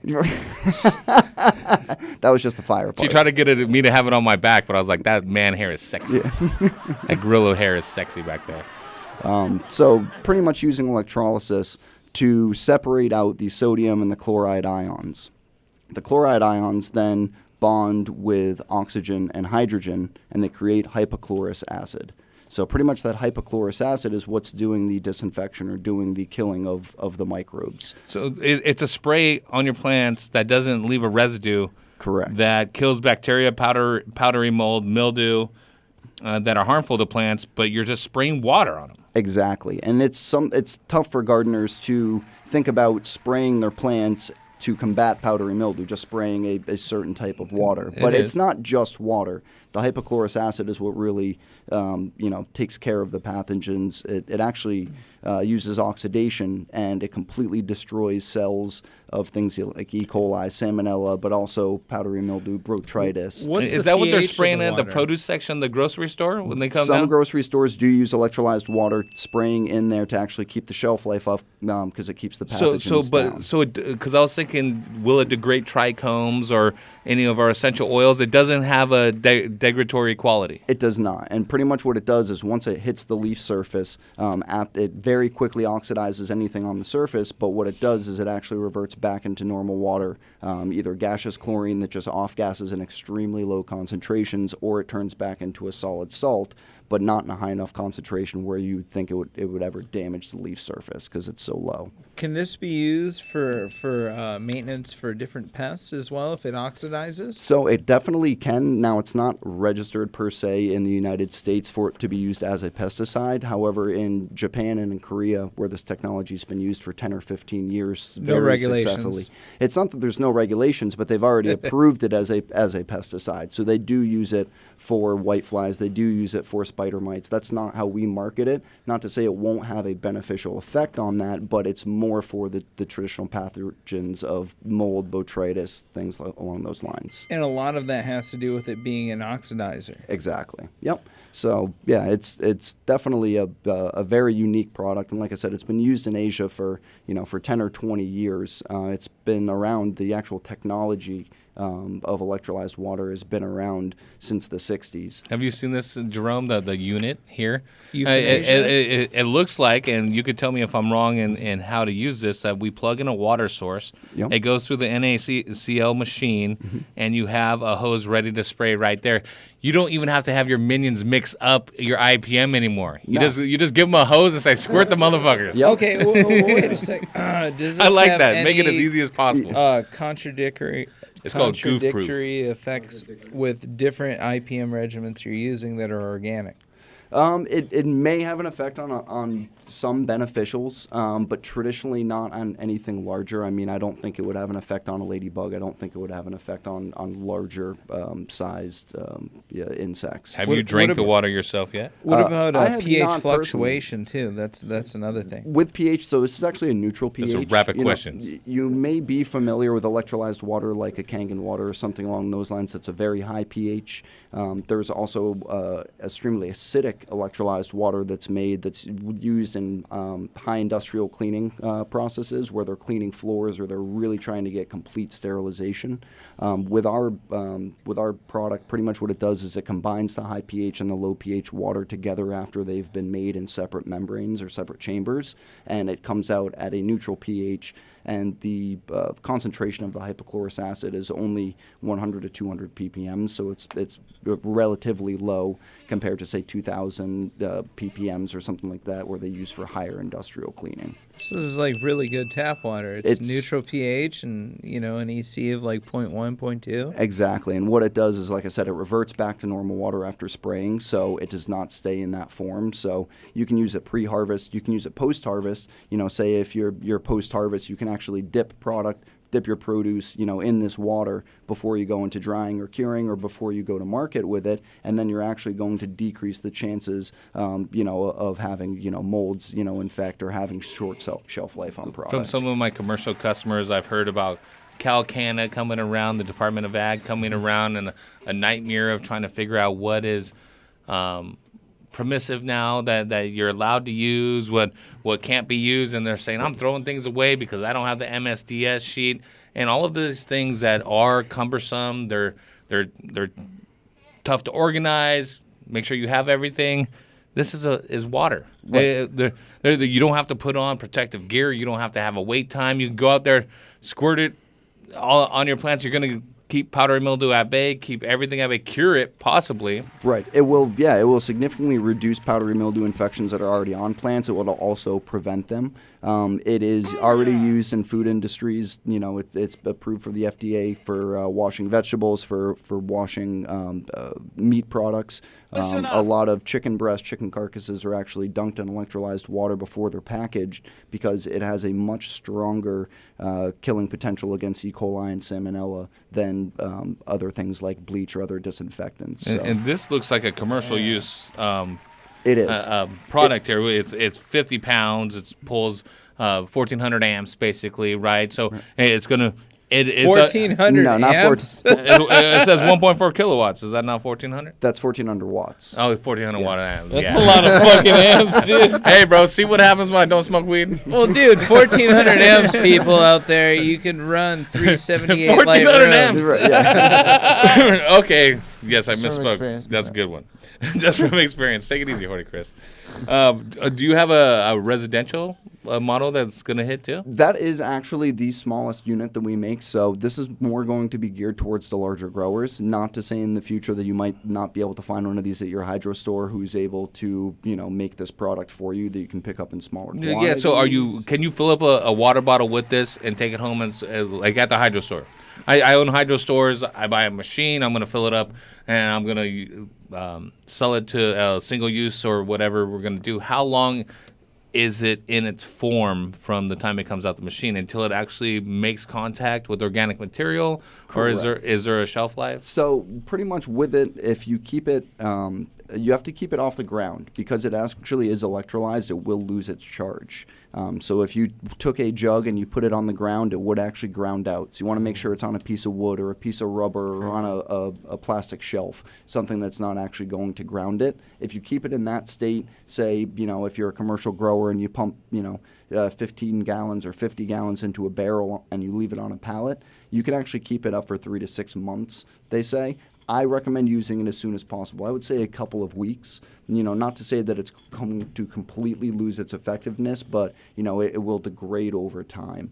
But certainly not just a day, not just 2 days. You could keep it for a week or two and use it. I've seen products like that. I'm not going to say anyone's name, but on the shelf that claim to be electrolyzed water, or electrical current water. Never said anything about not putting it on the ground or on a metal shelf or anything. So, but those people found out that they were adding an additional pesticide to it. Correct.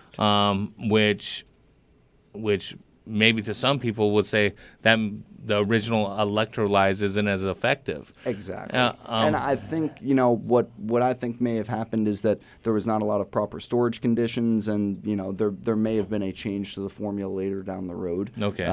But, with the electrolyzed water, there's definitely certainly a lot of research out there, not only in the U.S., but again in Asia, in Korea, in Japan, where they're using it for a variety of applications for pest and disease control, and they are not adding pyrethrins, and they're either generating it directly out of a unit like we have, where you can have it in your greenhouse and mount the unit right to the wall, use the retractable hose either to fill up a sprayer, fill up a boom truck, fill up a reservoir.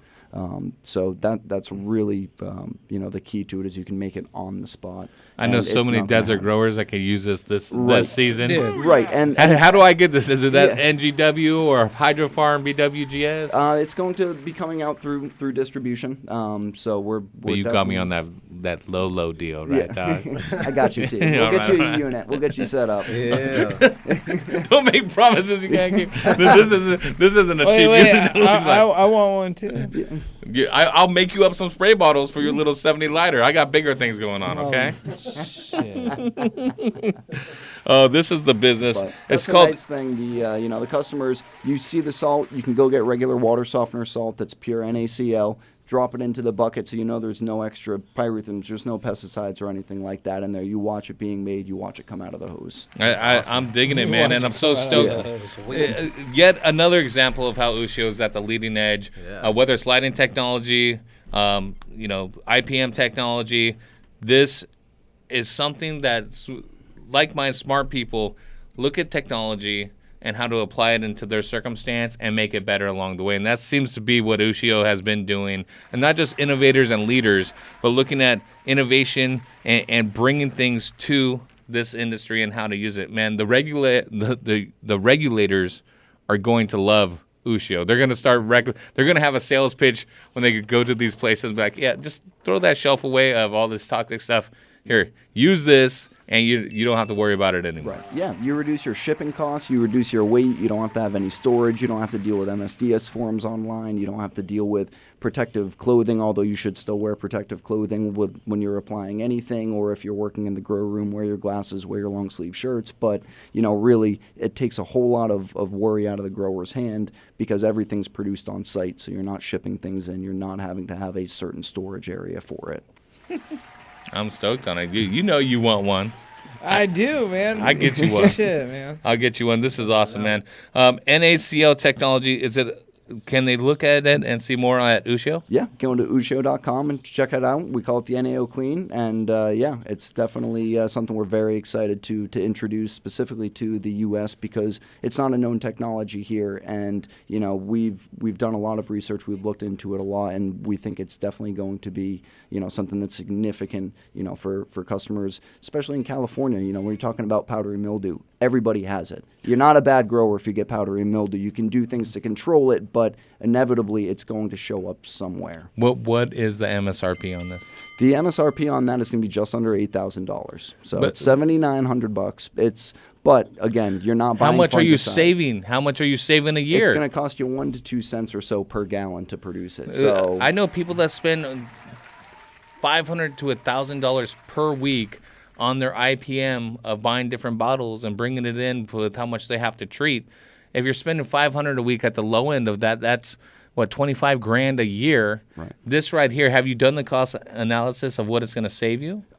It's significant. Like I said, if you're, for the end product, you're spending, 2 cents or so, maybe 3 cents. So compare that with buying a gallon of fungicide. Yeah. And how that's going to go. I mean, you're going to, save a ton of money. And again, you're just using regular tap water. It does not have to even be RO. It doesn't have to be filtered. There's a sediment filter built into the system, but it does not need to be pure water by any means for the electrolysis to have enough. So if you're out on the farm and with a well, you don't have to buy a big industrial RO machine to have enough water. Exactly. You're ready to go. Plug it in and go. Yep. NaCl technology, Ushio.com is the electrolyzed organic water treatment for plants. Grow expert Ryan's going to be here the rest of the night to take our calls, talk about growing, talk about lighting, talk about this new product. So call in 562-653-0707. Everyone on hold, you're going to get on the air, and we're going to hook you up fat. We got to pay these bills, though, So you know, Heavy T's Grow Show coming right back with Ushio Ryan on DFCRadio.com.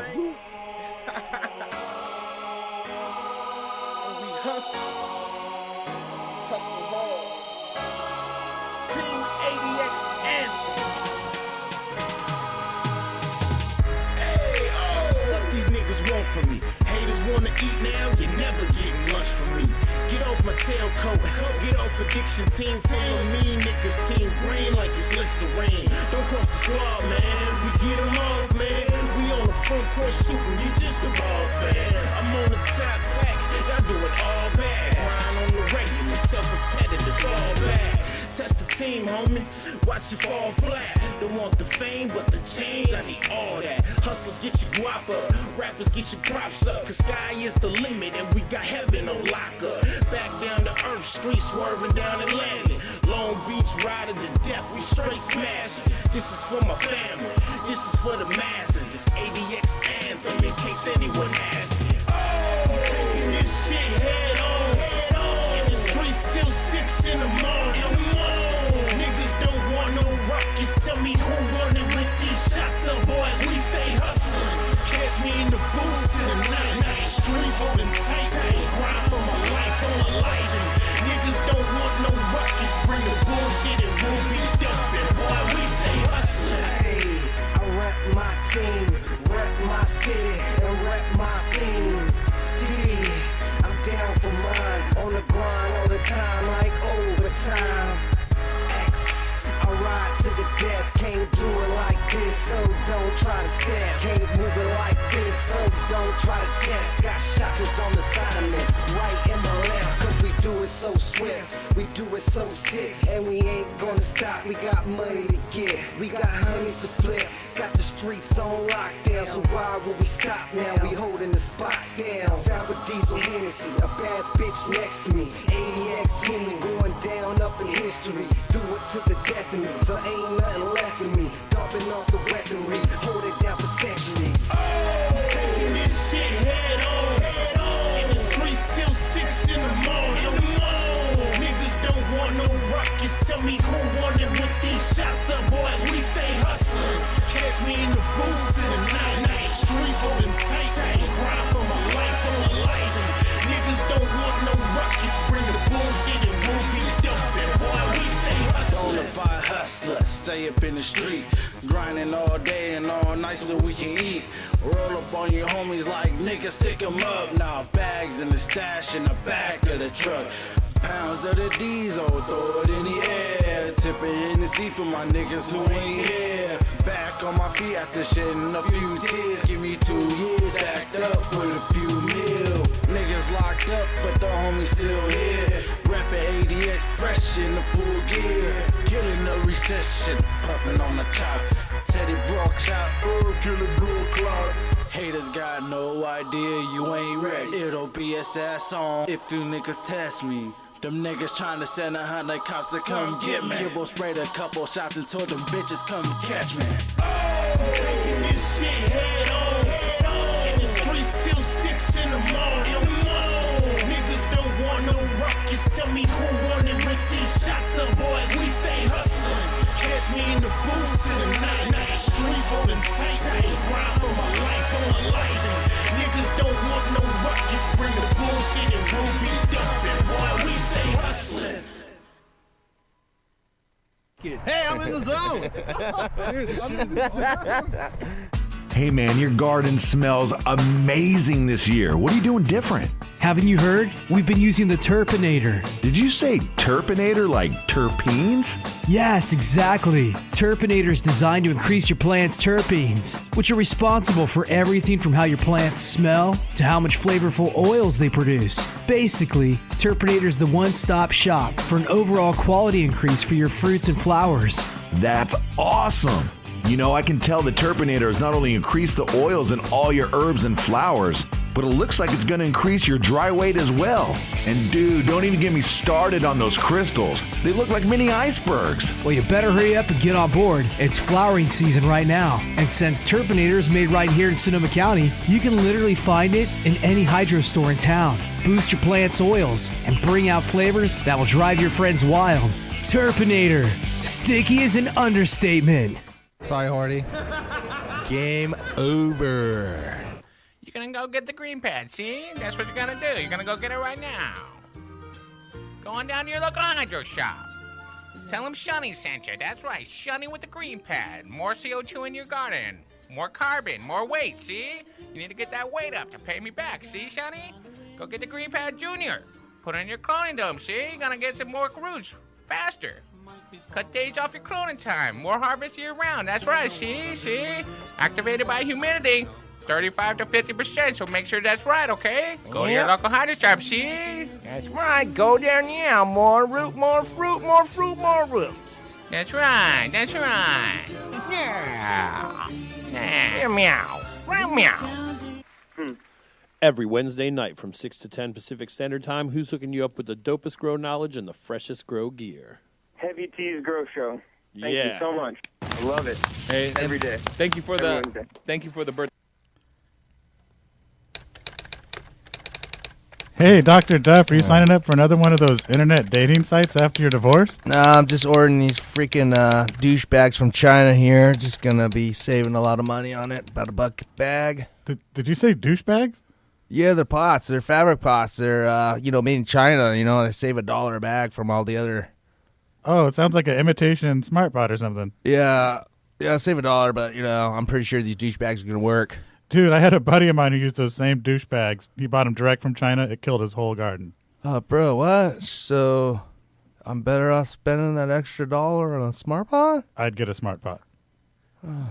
Don't be a Duff man. Make sure to buy the original patented Smart Pot. Check them out at smartpots.com. DFZRadio.com. Hey, what's up? Shout out to my man, DJ Saint, my brother. From Manila to Mendo, Santiago to San Diego, the war rages on. Everywhere gardeners struggle against the chains of tyranny, growers fight for their inalienable right to life, liberty, and the pursuit of higher yields. Voices around the world are raised in a chorus exclaiming, "No more! No more weak potting soils! No more trying to grow plants in a soil that doesn't have enough nutrients to sustain life." The people are rising up and demanding Sanctuary Soil's Victory Brand Superior Garden Mix. Victory Garden Mix, a blend of the best composted forest humus, peat moss, and perlite. Victory Garden Mix, teeming with worm castings, humic shale ore, fish, shrimp, crab, and kelp meal. Victory Garden Mix, rich with dolomite and gypsum lime, glacial rock dust, oyster shell, and azomite. The people cry out in unison proclaiming, "We demand the freedom to grow the best plants possible in the best soil available." Sanctuary Soil is answering your call, freeing you from the shackles of inferior soils. Sanctuary Soil's Victory Brand Superior Garden Mix, the best, highest quality planting mix available anywhere, is now available to you by the bag or by the truckload. For more information, contact your local hydroponics store or go online to sanctuarysoil.com. Sanctuary Soil's Victory Brand Superior Garden Mix, because together we can grow it. Okay, got your ballast check, reflectors check, fans check, just about ready to get growing. The last thing you need is your bulbs. Let me get like 12 of, whatever's the cheapest you got. Bro, really?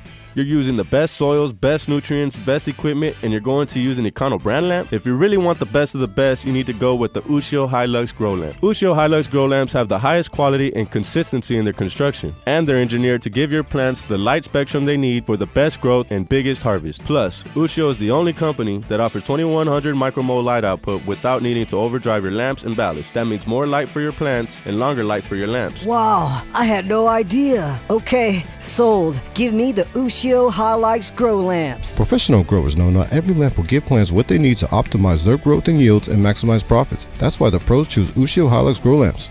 Offered in a full range of high-pressure sodium, metal halide, and ceramic metal halide options, Ushio Hilux Grow Lamps ensure that your plants are covered from seed to harvest no matter what lighting system you're using. For over 50 years, Ushio has been a trusted name and a leader in specialty lighting, and they stand by the name with a no questions asked 1-year warranty. So whether you run 5 lights or 500, you can be confident that you're buying the best horticulture lamps on the market. Ask for Ushio Hilux Grow Lamps and make sure to check them out online at www.ushio.com. You are listening to Heavy T's Grow Show on DFZ Radio Network. What is? Hey, are you a soil grower and tired of using salt and synthetic-based fertilizers and not getting the results that you wanted?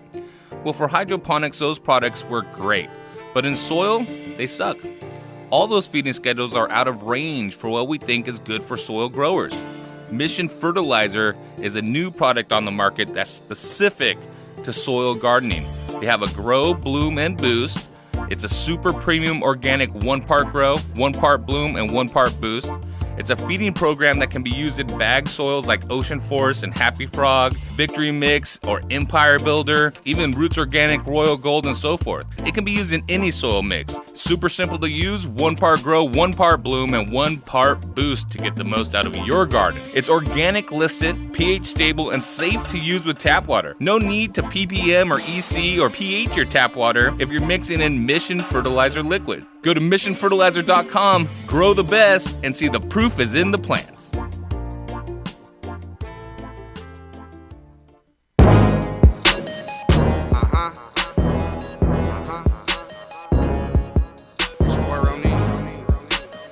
just doing it the way you're supposed to. That's all. What's up with it? What's up with it? Are you with it? Let's go get it. Let's go get it. Let's go live it. What's up with it? What's up with it? Trick you with it? I just live it. I just get it. I just spit it.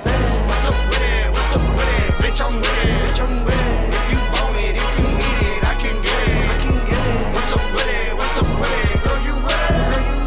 If you want it, if you need it, come and get it. Catch me in my own lane, downshift and scorching it. Levi 508s forever, I be sporting it. Suckers keep distorting it, got the game twisted. Grown man shit, keeps the gravy on your biscuit. Partner risk it, if the cash is proper. My baby mama in my ear, nothing stop her. Don't get me wrong, one time I loved her crazy. But she crazy and she driving me crazy. My hustle pays me, don't get that shit confused. You the puma type of dude, trying to build these larger shoes. This be real rap, California represent. Rolling Bruce, been a factor, now that's evident. What's up with it? What's up with it? Are you with it? Let's go get it, let's go get it, let's go live it. What's up with it? What's up with it? Trick you with it? I just live it, I just get it, I just spit it. What's up with it? What's up with it? Bitch, I'm with it. If you want it, if you need it, I can get it. What's up with it? What's up with it? Girl, you with it? If you want it, if you need it, come and get it. Hey, holler if you feel me though. All these thoughts on my mental. All these politics are jokes. My pop said I spoke too much dope. I thought you leaned over hope many moons ago, but I ain't even tripping, bro. Like that dro, come on, let's go. You like that, Dro? Come on, let's go. Is this St. Diesel? No, this ain't me. Treyway. This Treyway in is the house. called What's Up With It. I forgot who this was. They didn't even put their name when they sent me the song. How much Treyway? And what's that one? Kiki did not me. I fucking hate that song. Get it, T. Get it. How does it go? You got it right there. That was it. It's something about Kiki, but I know that you go like this with your hands. Dude, I like those videos of those fat Hispanic girls trying to jump back into their cars and they can't fucking and the make doors it. are locked? Oh, or they just, their belly don't make it with the steering wheel in the seat. What about the one where that chick got hit by a car? I don't know about that. That was no real, Haas. That was fake. That was mucho Or the fake. ones where the parents come out there and just whoop their kid's ass. That's proper, like, you know. Chancla. Yeah, they take their chancla and they hit them in the head like, ay, ay, ay. You don't like Drake no more, Kiki. Kiki, no. The only Kiki you like is Kiki Hernandez of the Dodgers. Oh, speaking of the Dodgers, you want to go to a Dodger game? What? Ryan, you want to go to a Dodger game, Ryan? Let's go. Too bad you don't get to go. You have to be a grower here in California. Attention, SoCal growers. Calling all growers. You want to come to a skybox? Hang out with Heavy T. You know what's good, Jerome? And Horty Chris. Well, guess what?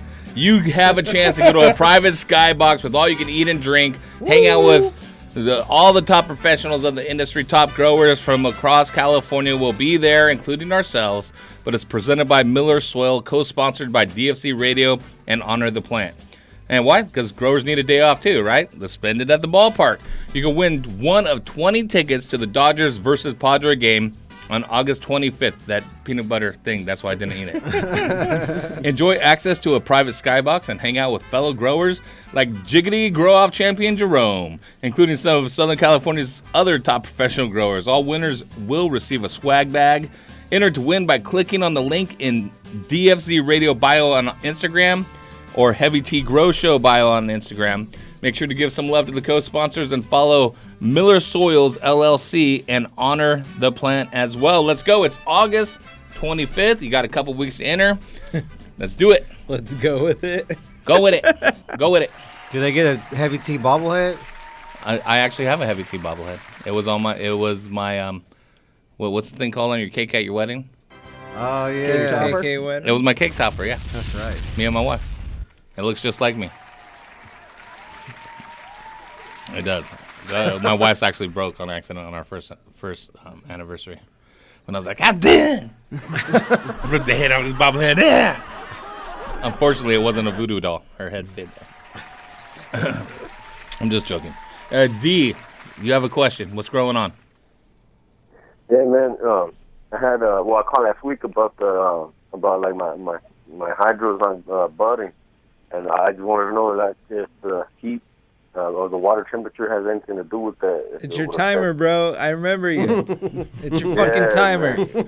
The temperature of the water, nothing to do with it. Nothing to do with it. That's what I was thinking. Like, I just don't know why it wouldn't be budding. You know, like, I don't want to waste nutrients neither. You know. Yeah. All right, I feel like I just want to just chop it down the whole shit. All right, so check this out. Check this out. There is something wrong with your timer where it's keeping it in veg. All right, you have a light leak or something wrong with your timer, but it's getting light when the light is supposed to be out, and it's continuing the vegetative cycle. Yes, your nutrients are important. Yes, your temperature of the water is important, but they're not going to keep your plant from flowering. The photo period, the season, is what causes plants to flower. Dude, did you check the switch? I remember your call. Did you go back and check and see if it was on constant on? Yeah. I came back home after I went to my boys pattern, but I came home and I checked it out and it was good. You know, I even in that night, the same night, I was on it. I made sure that it was turned off at the time and didn't stay on. So I was thinking that it might be, but when I checked everything, everything was good. So I just don't know what would be. You know, the only thing I can think of is in the beginning, what I did is I had it on the 8. I have it on the 12-12. I had it on the 12-12, but to make it grow before the bloom, I would turn on a little light, like just a little small light. It's a lamp light. It doesn't matter, any light, a flashlight, a pinhole. Yeah, that's why it's in veg. That's why it's in veg. No, but I took that off. You never told us that I took that off. You know, I took it out of the room. So how long has it been since they only get to 12 and 12? D, how long has it been? How long has it been since you took it out? So already it's been more than a month. That's why I'm already on my 5th, 6th, maybe on my. You're not on your 5th or 6th week without any flowers on it. Maybe you're just growing straight hemp, dog. Maybe he's the greatest hemp farmer of all time. I got CBD right here. I mean, if your door is cracked open and it's getting light from a hallway, if it's got pinhole cracks in a tent or in a custom-made room, have you been in there when the lights are out? Close everything and make sure it's. Hey, are any electronics on that? Listen, D. Are any electronics on that have a white light on them, like an air conditioner or a dehumidifier? Or music that strobes lights? No, all I have is I got a fan sucking the air, but that's covered. It's covered with the 6-inch. Like D said, have you been in there, and can you see your hand in front of your face? If you're in full dark? No, hell no, I can't see not a damn thing. That's why I closed the door, I got in there. I can't see nothing. I try to see if I can see light through the door or something, but I just don't know what the hell, man. And you're definitely getting 12 hours of darkness because plants actually measure their day by how much dark time they get. So if you are not getting 12 hours or more of darkness, then they're not going to switch over. And let's qualify that.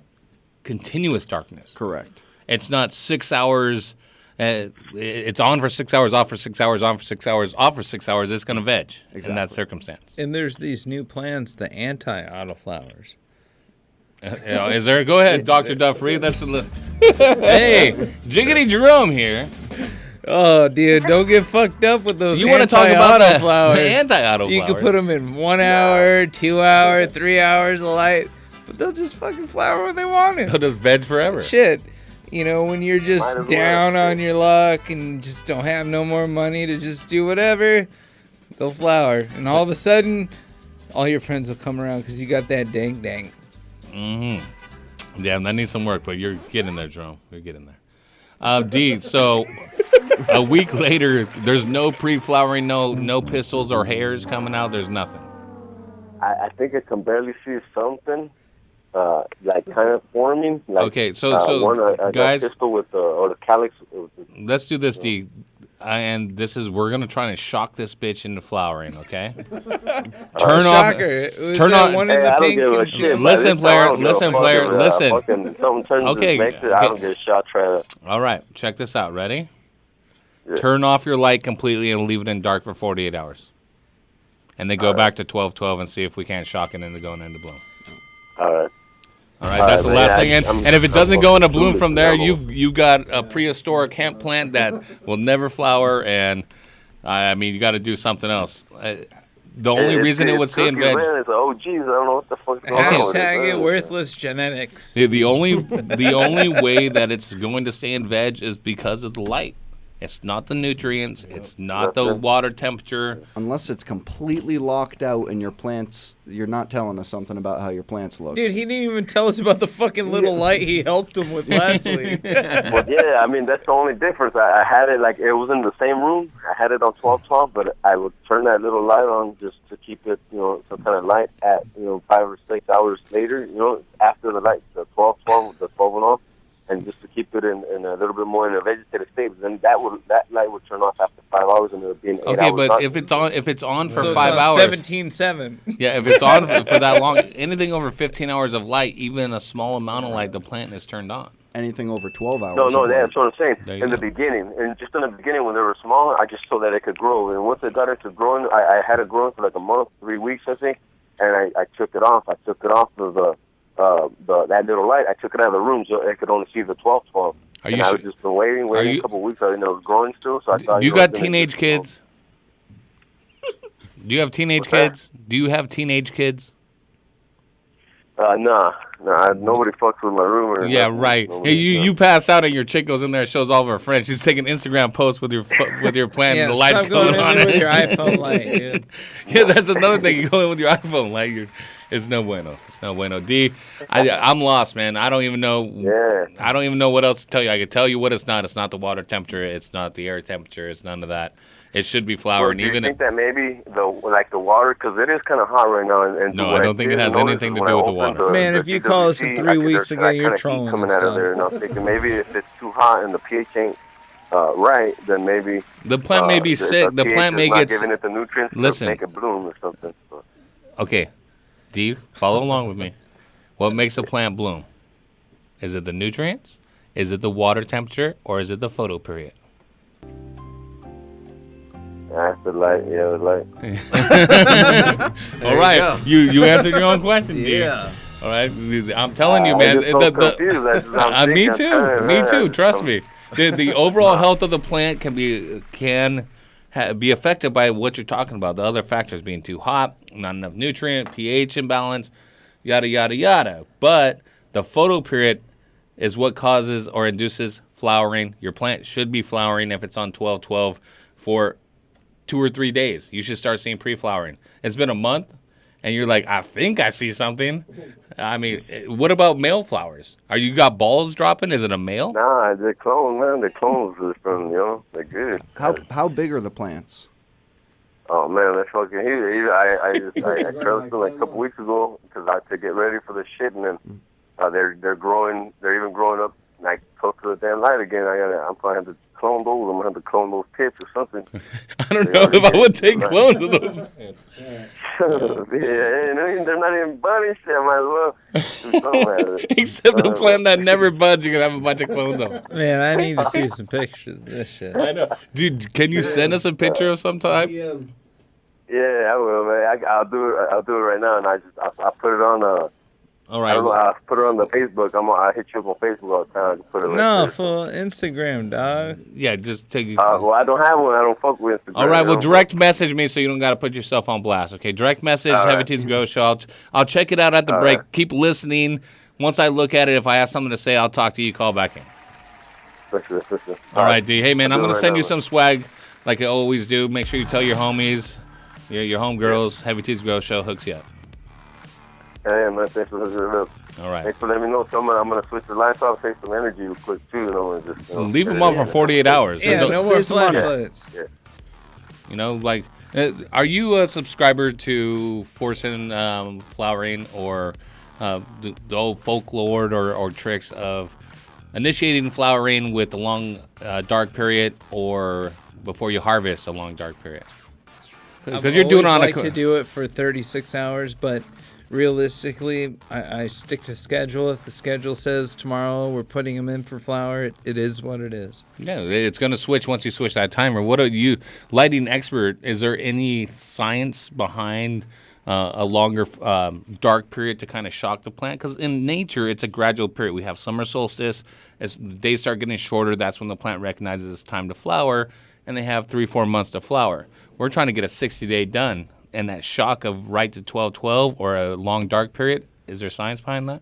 You know, there might be some forum science behind it, but honestly, again, plants measure photoperiod by the amount of darkness, and certain plants, specifically cannabis, need to have 12 hours of darkness, similar to poinsettias. A tomato can flower under 16 hours of light. Right. So it all depends on your crop. When you're specifically talking about cannabis, you need that 12 hours. You need that amount of time, or else the plant is not going to switch over. You may, I think a lot of the thing when it comes to a 48-hour or 72-hour dark period where people say, I'm just going to put it in, well, it's because they haven't looked at their plants in 3 days, and then they come in and they're like, oh, I think something's happening. They see the stretch happening or they see whatever it is. But I think if you just do, a straight over switch, you're going to see that as, again, as long as your genetics are good, and the plant is actually healthy when it's going into bloom. That's, a big thing. Obviously, you don't want to flower a plant if it's stressed out, because it stresses a plant out anyway, and you're just going to compound your issues. You're going to see flowers, though. They might be Yes. duff, but you'll know it's flowering. Something's happening. Yeah. All right. Good luck to you, D-Man. We wish you the best. Let's go on down to Lucy. Hey, Lucy. Lucy. What is, Heavy T? What up? Is this Lou or Lucy? This is Lucy, man. All right. I'm glad you called in. What's your question? What up, Jiggity Jerome? What up? Hey, man, I'm running some Vortex TGAs, sub-cool. I can't. I'm using Fox Farm. I'm running 2 400-watt Ushios. I just can't get my buds tight, man. The fruits aren't turning out just right. I need some advice. When was the last time you switched your lamps? Man, I just got the new bulbs on the 400s. Okay. And so how far in, how many times have you run 400 watts or new lamps? Is this your standard setup? This is the first one on the 400, and we're probably 5 weeks in on it. Okay. And I'm doing like an 8x4 scrog, and it looks real good, but it just needs to be, I can't tighten it up. I don't know how to really use nutrients yet, I need to aim me somewhere, I guess. Gotcha. I think one thing, if you're running 2 400 watts over a 4x8 area, you might be lacking some light there. You would, if you can increase, I know obviously you probably just got a fresh setup, but if you can, run less plants and maximize the amount of light coming out of there, I think you could definitely increase your yields and get some better structure on your flowers.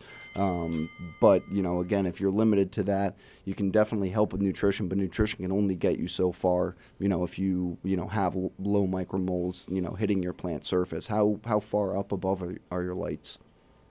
Man, I'm looking probably 32 inches above the screen.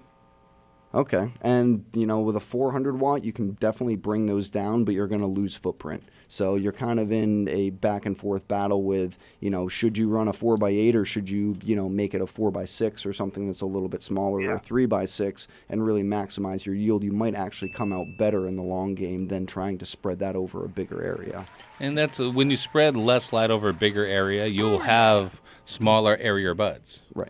You will. Lighting is such a key part of environment, as well as temperature. Temperature can lead to having larvae, airy buds as well. Are you running a good temperature?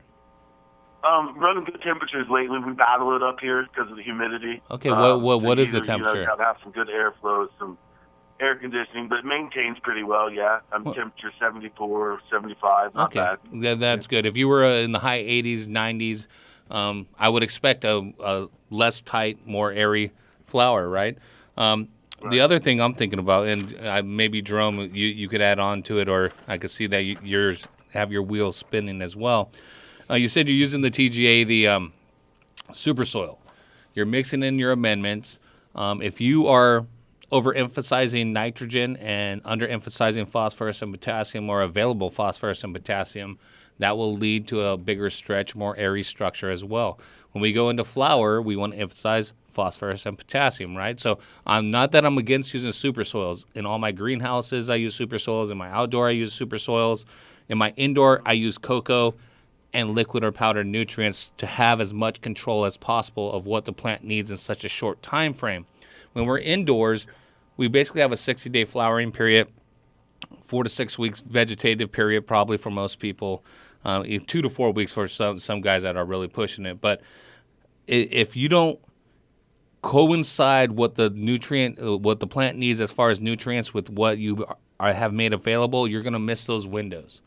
So if your nitrogen is still too abundant and the pH of what the soil is and the microbiology is making more nitrogen available to the plant, and they'll work in a symbiotic relationship with the plant to pull in what the plant needs. But if it's not there, it's going to pull in food no matter what it is. It's not going to let the plant starve and die, because that would mean the death. That already, I feel like I've run into that and maybe didn't know that where I was at when I'm adding. Right. So for me, a simple way to fix that is to use something like the General Organics line or the Mission Fertilizer line, which are completely organic, but I can coincide what I'm giving it right when it needs it, right? It still takes longer to break down with cocoa or with mineral nutrients, but you're giving it to it and you're giving it in a full strength right when it needs it. You understand what I'm saying? So using a super soil, guys I know absolutely kill it and do as well or even better than commercial hydroponic growers in their super soil, but they've been doing it for so long with the same genetics and know exactly what's in their soil and exactly when it's going to be available. They got their farmer's almanac, and most of them are outdoors, to be honest, not typically indoor. But they got their farmer's almanac. They know what the season's going to be like, what it means to their super soil, the different temperatures, the different heat waves that to expect. So organics, and I've said this time and time again, less control, but more forgiving.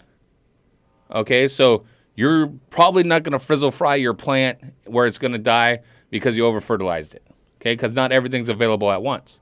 But on the other side of that coin, not everything's available at once. So the plant is going to miss certain things that it might need to uptake to coincide with the flowering period. Okay. All right, and then of course, different things to tighten up your flower. CO2, Jerome, you want to talk about what CO2 can do for your plant? Well, not necessarily just CO2, but what kind of reflector are you using with your lights? I've had really good luck with the Green Pad Juniors. Yeah, no, the green pads are super legit. So you're running CO2. Yeah. Okay. Yeah. Hey, Jerome was asking you what type of reflectors. Yeah, you got a 400 watt. With what kind of reflector are you using? I run Sun System everything, man. I can't tell you the exact make of this. It's an all-in-one Sun System, 250, 400, interchangeable. Okay, perfect. We use 315 Sun Systems in some flowering rooms where we use 4 of them per 4x8 area. So if you're using a 400 watt, 2 of them for that area, you definitely want to increase your lighting. And as far as the distance, 32 inches, I believe is what you said? Yeah, roughly, yeah. Okay, we have plants getting anywhere from 12 to 16 inches from these 315s with very little damage, and it's optimum lighting for them.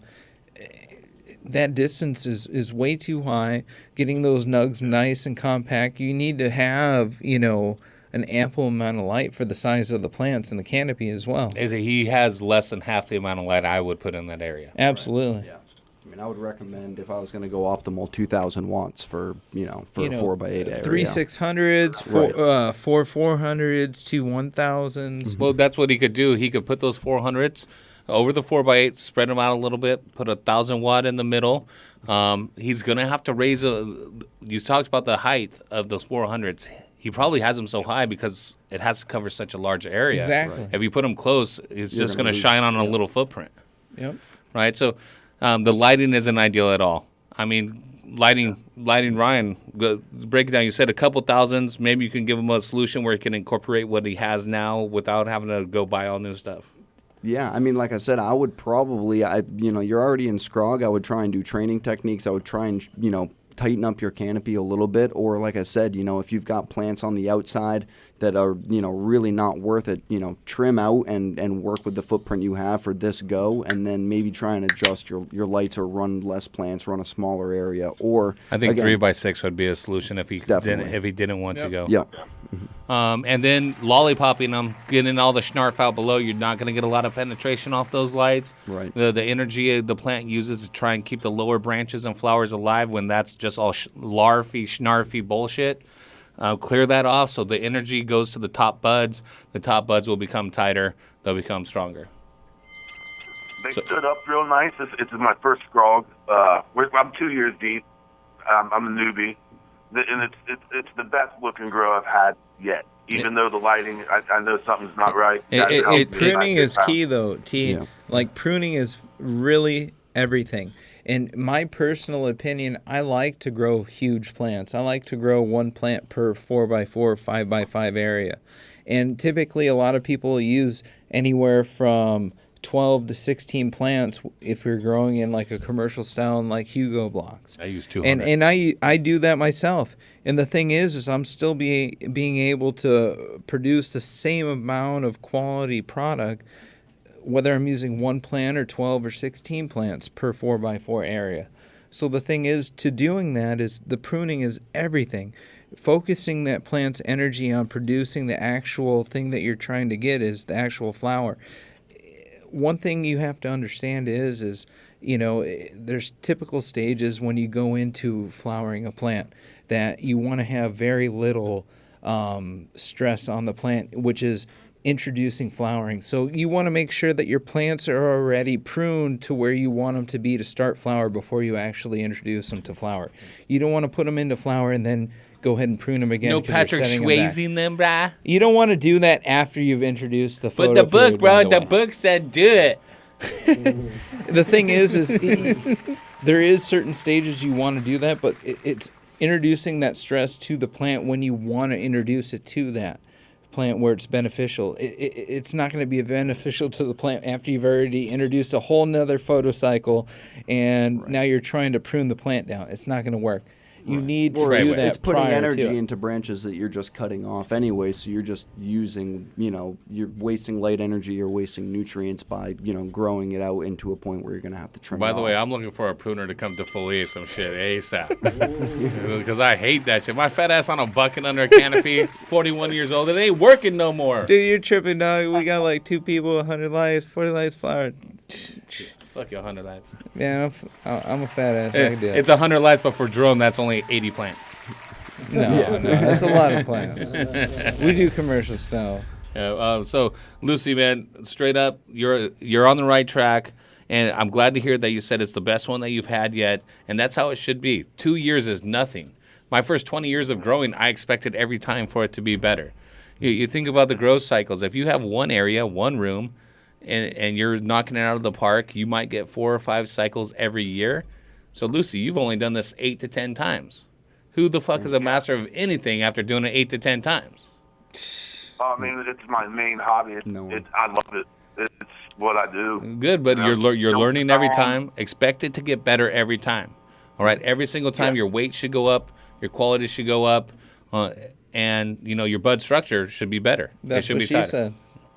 All right, now don't be afraid as well. The green pads are awesome. Use the green pads in that area. If you're going to step it up to a larger CO2 system as well, the green pads will supplement that, and you get your CO2 even higher. Okay. All right, but I'm going to send you some green pads original because I know you love them. I'm also going to send you some Mission fertilizer, all organic.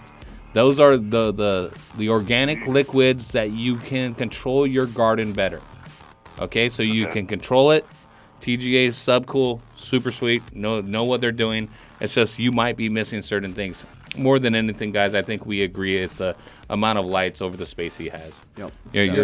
You're not going to get a lot of Temps are good. Right. I mean, you could probably visually see right under the lights, the nugs are way bigger. As you go out, it's diminishing returns, and most of the plants will be outside that area. And you go to trim, and it's a bunch of larvae. He did say something about humidity. Am I correct on that? Yeah, go ahead, VPD. You have humidity issues? It gets pretty humid all times of the year, so you have to really watch it. What's pretty humid? Give me a percentage. We're talking in the 80, 90 percentile. Okay, there you go. That's another big problem. In mine, it's probably 45 to 50%. No, that's not bad.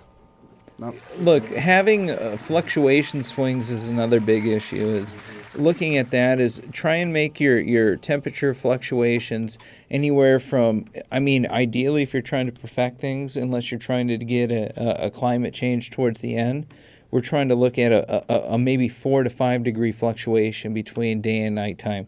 And as far as humidity, you really want to try and keep that accurate. As well as that, it's going to be anywhere from 7 to 10% max as far as variance. Cool. All right. Hey, man, we got to get going. I'm going to send you the Mission Fertilizer, the Green Pads Original, and some Smart Pods. Don't be a dummy. Use a Smart Pod, bro. The only fiber pod we fuck with on Heavy T's Grow Show. Thanks for calling in. Thanks, guys. All right, 562-653-0707. That is the number. We do have a little bit of time for a couple more calls, so let's go to Alicia. What's going on tonight, Alicia? Hey, hello. Hey. I have a question. I have some bugs in the bottom of my pot. I don't know what kind of bugs they are because they're really small. I bought some two-sided sticky pads off of Amazon. They came yesterday, so I stuck them in there. They seem to be working a little bit, and someone told me to get some sand, like some play sand, to use that. What would you guys recommend? Is there anything else I should be trying to do, or? Are they fast or slow moving? Kind of slow moving, but they're real tiny, so I can't really. I even use the magnifying glass, and I can't even tell really what they look like. They don't fly, correct? Yes, some of them fly, and some of them look like they're just kind of like down at the bottom of the soil, just crawling around. She probably has two different. But they're not big, though. As far as the coloration, can you distinguish as far as what they actually look like as far as their color? She can barely see them moving, she said. I mean, here's the thing. Some root aphids will be like a darker blackish green color. The younger stages of them will be like a brighter translucent orange, bright red color when they're in their younger stages, colonizing in the roots. So, and then there's different beneficial insects that look very similar that are more fast moving, that look very similar as well. Yeah, it certainly, I mean, also, if you're saying some of them are flying, it could be fungus gnats. To be honest, I can't really see them. I'm half blind as it is. Is there anything that got stuck on the magnifying glass? And I can't really tell. I mean, my plants just seem to be, still thriving. Okay, let me give you the simple way to tell what they are. Tonight, do you have potatoes in your fridge? Yes. Go cut a potato in half and set the part that you cut, the open meat of the potato, down on top of the soil. Come back in the morning. If you have larvae that are crawling into it, it's fungus gnats. If you don't, then it's root aphids, okay? So proper identification is key. The larvae of the fungus gnats will go to the potato, the other ones won't. So you can pick it up and magnifying glass that thing and see what's up right away. Most root-dwelling insects are a two-prong attack. You have to kill the adults that are running or flying around, and then the little ones that are inside the grow medium. So you're going to have a drench as well as some traps or a spray to try and kill them off. Okay? Overwatering is probably the main cause of why root insects will come around, because you start getting decomposition of root matter. If you're using sugars and stuff, which a lot of growers use, you're bringing in basically food for these insects, especially if you don't properly water it, where you leave a contamination in the soil of product that it hasn't been brought down. And for instance, we have gnats all over our studio right now, and we have no plants in here. This is fucking ridiculous. This is a lot. Trust me. So root dwelling insects are detrimental. It's going to limit your harvest. It can potentially kill your plant, so you have to address them. Every time that I plant in organic grow material, and you know I'm a big cocoa guy, I talk about it all the time, that's organic grow material. If I use super soil as well, I will use predatory nematodes.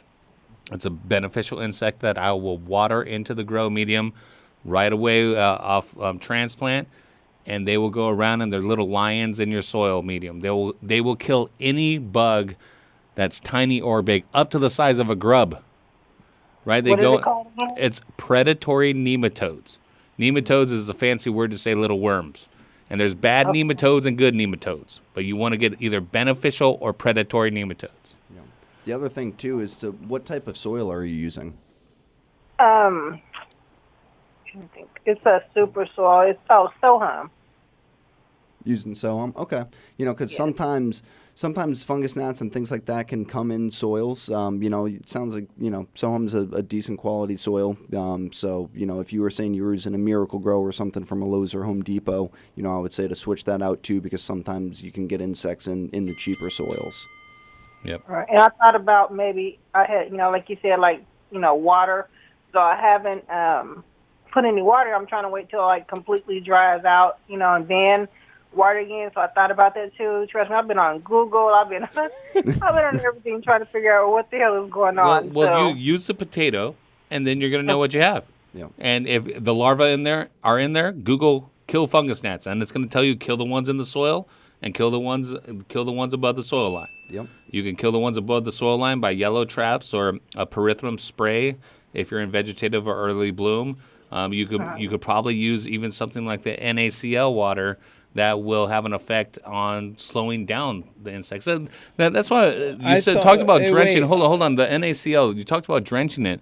Will it have an effect on insects? I know the claims of it, but in theory, could in theory, yeah, it would have. I would say definitely on larval stages and things like that. It could certainly have an effect in terms of cleaning the soil and getting rid of some of those smaller bugs. I haven't looked into a lot of the research or the testing specifically for that, but definitely it's something that that I would say would be beneficial in terms of overall soil health, and then probably re-inoculating with a good beneficial afterwards to make sure that you're setting up a good playing field. Yeah, because it will sterilize your soil. Right. It will have an effect on some beneficials. I would say the nematodes and the larger beneficials you're not going to probably see as much an effect, but certainly on the smaller microbes. And if you can't get nematodes, you can go down to your local garden center, your hydro store, and get Bacillus thuringiensis. That will kill the larvae stage of fungus gnats as well. Right. But make sure you get the correct one, because there's one for caterpillars and there's one for fungus gnats. All right. Alicia, do I have the yellow, the right. So you're catching the adults, and then the ones coming out of the soil become adults, and you have to break the life cycle. So that's why it's a two-prong attack, because they spend part of their life under the soil and part of their life above it.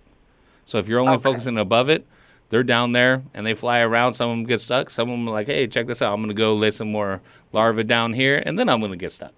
And you still have the problem. Okay. All right, but it's fungus gnats are pretty much the most common insect in most indoor gardens. Okay. Okay, so don't trip too hard, but address it and take care of it. Okay. Thank you so much. I appreciate it. Go do the potato tonight. Call us back next week. Tell us what you found. Okay. Alicia, I'm going to send you a swag pack from Vermicrop that includes their Vermiol, their back guano, the blood meal, the veg, and the bloom. I'm also going to send you some smart pots and some more swag from Heavy Tea. Oh, thank you so much. You guys are great. I appreciate it. You're awesome too, girl. Take care of those bugs. Good luck. I will. Bug be gone. Bug be gone. Hey, Ryan, man, it's been awesome talking with you about all these great things. Like the NaCl machine.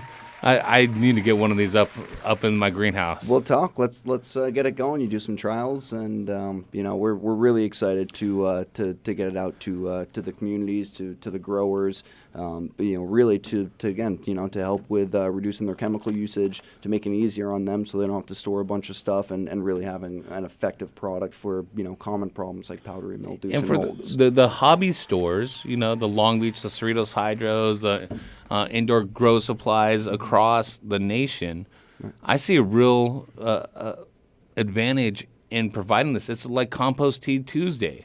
Like you brew your own compost tea, making this and making it available to the customers at a low price. Investing in one of these machines as a retail store, that's money. I'm seeing money in my eyes at my retail stores. This is what I'm saying. Because Definitely. Well, the uses are endless. Again, from not only just using directly on plants, but for processing, for cleaning your trays, for cleaning your benches to make sure you don't get cross contamination.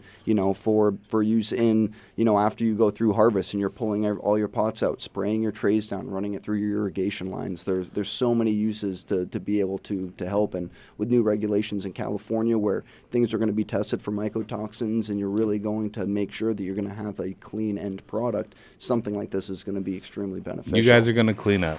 Eh? No pun intended. That's exactly right. You guys are going to do well with this product, man. NaCl technology at Ushio.com. Make sure you check out all of their light bulbs. Like I said, the only light bulbs I run in my fixtures. I know Jiggity Jerome is running it on his Instagram. You can see him in action right now. We appreciate it, guys. Yeah, check out Ushio.com. A big shout out to my buddies out in San Diego, Craigie, Frex, Big Frex, Matty, John, and Fam Bam and the whole crew out in New Hampshire. Damn, dog. You were in a fraternity, weren't you? I was not. Well, you are now. It's called the Heavy Tea Frat. Woo! Woo, woo.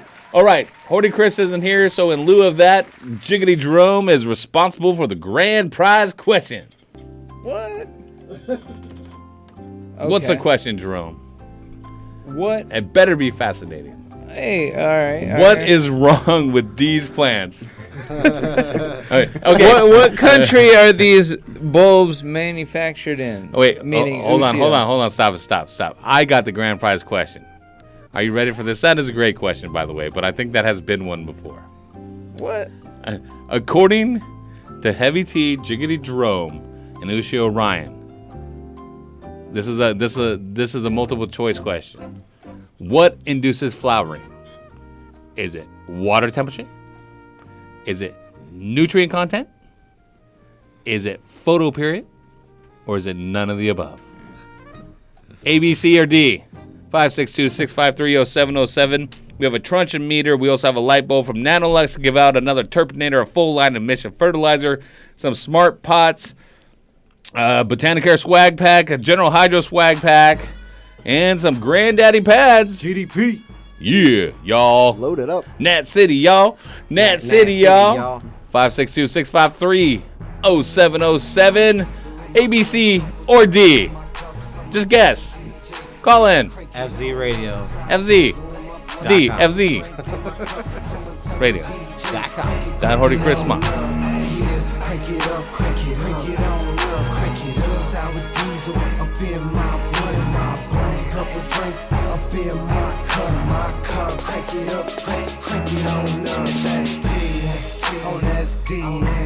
Got me smoking the bass, no stress cheese. Now hold up, roll up. Check the situation, about to go nuts.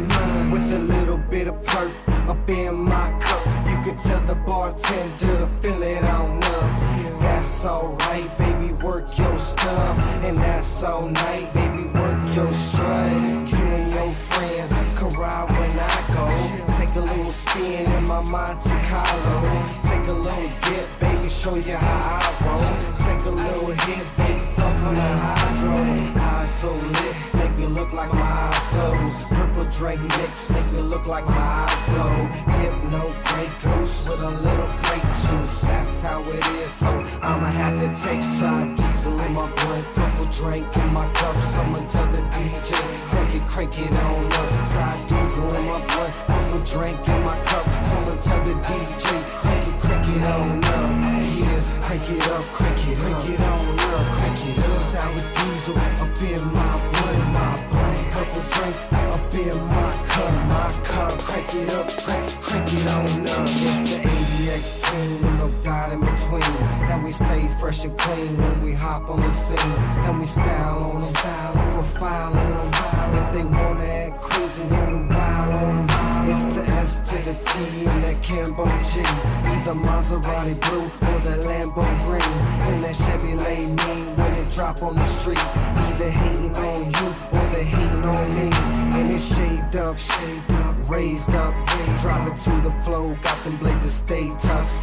And the candy on the bike, same color as sour. Catch me on the site 100 miles per hour. This is my life, so this ain't ours. So I stay tight, so this is power. With the ADX team, you can call us some brave hearts. Sour diesel trees, you can call it the trademark. Side diesel in my blunt, purple drink in my cup. Someone tell the DJ, crank it on up. Side diesel in my blunt, purple drink in my cup. Someone tell the DJ, crank it on up. Yeah, crank it up, crank it on up, crank it up. Sour diesel up in my blunt, purple drink up in my cup, crank it up, crank it on up. West Coast, crank it on up. East Coast, crank it on up. Midwest, crank it on up. Down south, crank it on up. Yeah, crank it up, crank it on up, crank it up. Sour diesel up in my blunt, purple drink up in my cup, crank it up, crank it on up. ST, DJ Dale, Big Bam, Killer P, Chino with the OE, it's the ADX team. 562 Mob.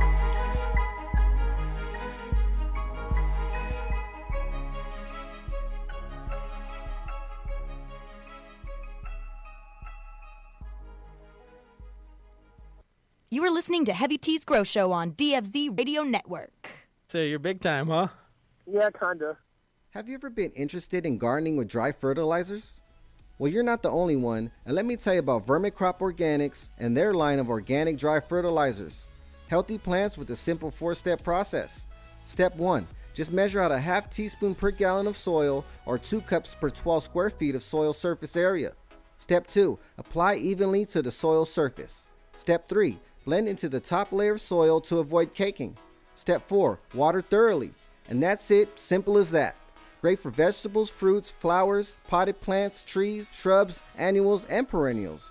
It's Vermicrop Organics VermiVeg 744.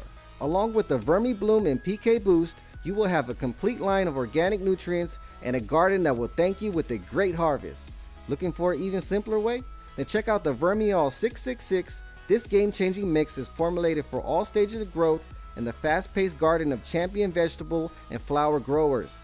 And check out the VermiBat Guano Fertilizer and the VermiBlood Blood Meal Fertilizer for feeding oversized, nitrogen-hungry plants. Learn more at vermicrop.com. That's vermicrop.com.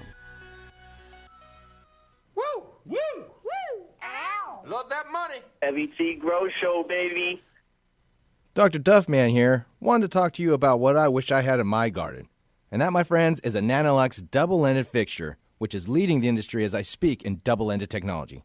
I will no longer need 10 150-watt lights to cover my 5x5 area. With just one double-ended fixture from NaOClean, I can cover that area.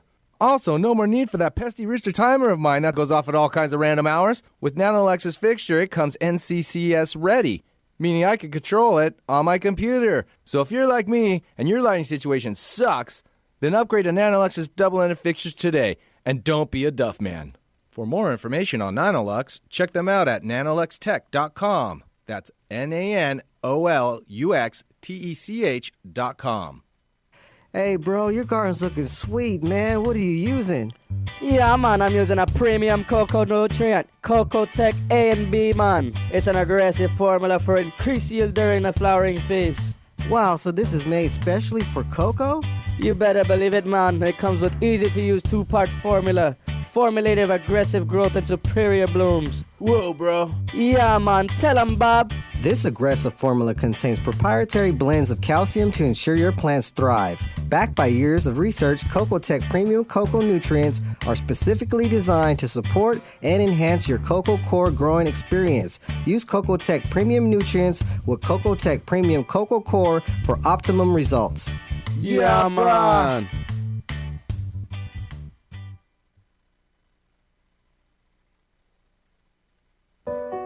Hey man, it's Dr. Duffman, bro.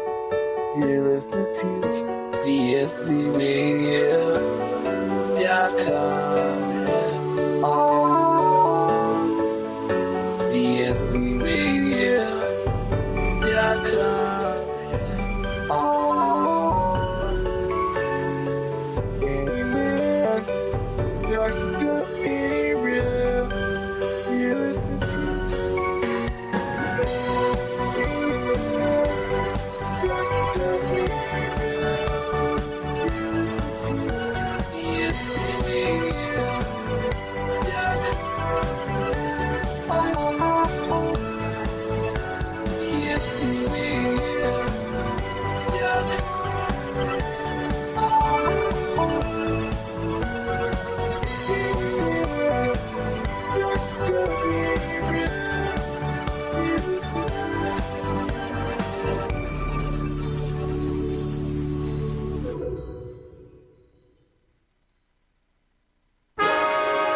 Manila to Mendo, Santiago to San Diego, the war rages on. Everywhere gardeners struggle against the chains of tyranny, growers fight for their inalienable right to life, liberty, and the pursuit of higher yields. Voices around the world are raised in a chorus exclaiming, no more weak potting soils, no more trying to grow plants in a soil that doesn't have enough nutrients to sustain life. The people are rising up and demanding Sanctuary Soil's Victory Brand Superior Garden Mix. Victory Garden Mix, a blend of the best composted forest humus, peat moss, and perlite. Victory Garden Mix, teeming with worm castings, humic shale ore, fish, shrimp, crab, and kelp meal. Victory Garden Mix, rich with dolomite and gypsum lime, glacial rock dust, oyster shell, and azomite. The people cry out in unison, proclaiming, we demand the freedom to grow the best plants possible in the best soil available. Sanctuary Soil is answering your call, freeing you from the shackles of inferior soils. Sanctuary Soil's Victory Brand Superior Garden Mix, the best, highest quality planting mix available anywhere, is now available to you by the bag or by the truckload. For more information, contact your local hydroponics store or go online to sanctuarysoil.com. Sanctuary Soil's Victory Brand Superior Garden Mix, because together we can grow it. Don't you put that evil on me! Heavy T. Hey, I'm in the zone. Dude, this shit is What is? Hey, are you a soil grower and tired of using salt and synthetic-based fertilizers and not getting the results that you wanted? Well, for hydroponics, those products work great. But in soil, they suck. All those feeding schedules are out of range for what we think is good for soil growers. Mission Fertilizer is a new product on the market that's specific to soil gardening. They have a grow, bloom, and boost. It's a super premium organic 1-part grow, 1-part bloom, and 1-part boost. It's a feeding program that can be used in bag soils like Ocean Forest and Happy Frog, Victory Mix, or Empire Builder, even Roots Organic, Royal Gold, and so forth. It can be used in any soil mix. Super simple to use, 1-part grow, 1-part bloom, and 1-part boost to get the most out of your garden. It's organic listed, pH stable, and safe to use with tap water. No need to ppm or EC or pH your tap water if you're mixing in Mission Fertilizer liquid. Go to missionfertilizer.com, grow the best, and see the proof is in the plants.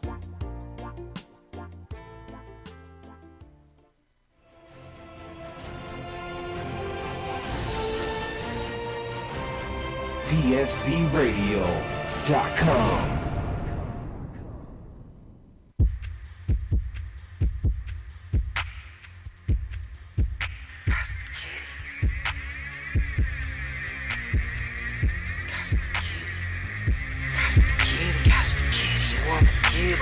get it. Get your paper, get your paper, get your paper, get your paper, get your paper, get your paper. I hustle hard, I hustle hard, I hustle hard, I hustle hard, I hustle hard, I hustle hard. Yeah, stack that money, just money, just money. Yeah, stack that money, just stack that money. Yeah, stack that money, just money, just money. Yeah, stack that money, just stack that money. You weak hustlers just make me laugh, and I ain't fucking with it if it don't make me cash. All I do is stack money. I'm a grown ass man. This the West Coast addiction. Team on the map, bring the heat on the track, bring the fire in the booth. I'm tired of these motherfuckers lying to you. It's for the real ass hustlers who clocking that dough like Urban G. Bo, who just got home. Get your paper, get your paper, get your paper, get your paper, get your paper, get your paper. I hustle hard, I hustle hard, I hustle hard, I hustle hard, I hustle hard, I hustle hard. Yeah, stack that money, just money, just money. Yeah, stack that money, just stack that money. Yeah, stack that money, just money, just money. Yeah, stack that money, just stack that money. I hustle harder, I got to get it. Ain't no waiting around for somebody to give it. I stand on my own too, the grind I live it. The 9 to 5 can't provide the digits. My vision's exquisite, like the stones that I wear. Got gold around my neck, got diamonds on my ear. All the whips that I own, sitting on chrome. Candy painted bike that's sitting on gold. Get your paper, get your paper, get your paper, get your paper, get your paper, get your paper, get your paper, get your paper. I hustle hard, I hustle hard, I hustle hard, I hustle hard, I hustle hard, I hustle hard. Yeah, stack that money, just money, just money. Yeah, stack that money, just stack that money. Yeah, stack that money, just money, just money. Yeah, stack that money. Throwing weed up in the bag, let me get a couple mags, and we do it just like that. We some money loving freaks, so my niggas gotta eat, so we out there moving. Get your paper up, get your paper up. I'm stacking so much dough, I got a paper cut. I'm packing so much hay, I feel the staple up. And I don't give a fuck, you lay down for my paper chump. Yeah. The cold life that we leading, hustle hard just to stay breathing. Get your paper up, get your paper up, get your paper up. I hustle hard, I hustle hard, I hustle hard. Yeah, stack that money, just stack that money. Yeah, stack that money, just stack that money. Yeah, stack that money, just stack that money. Yeah, stack that money, just stack that money.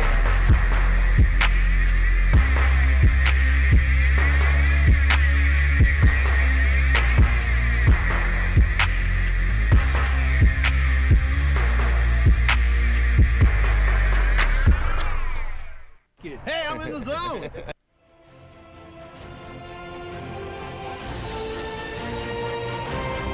DFCRadio.com.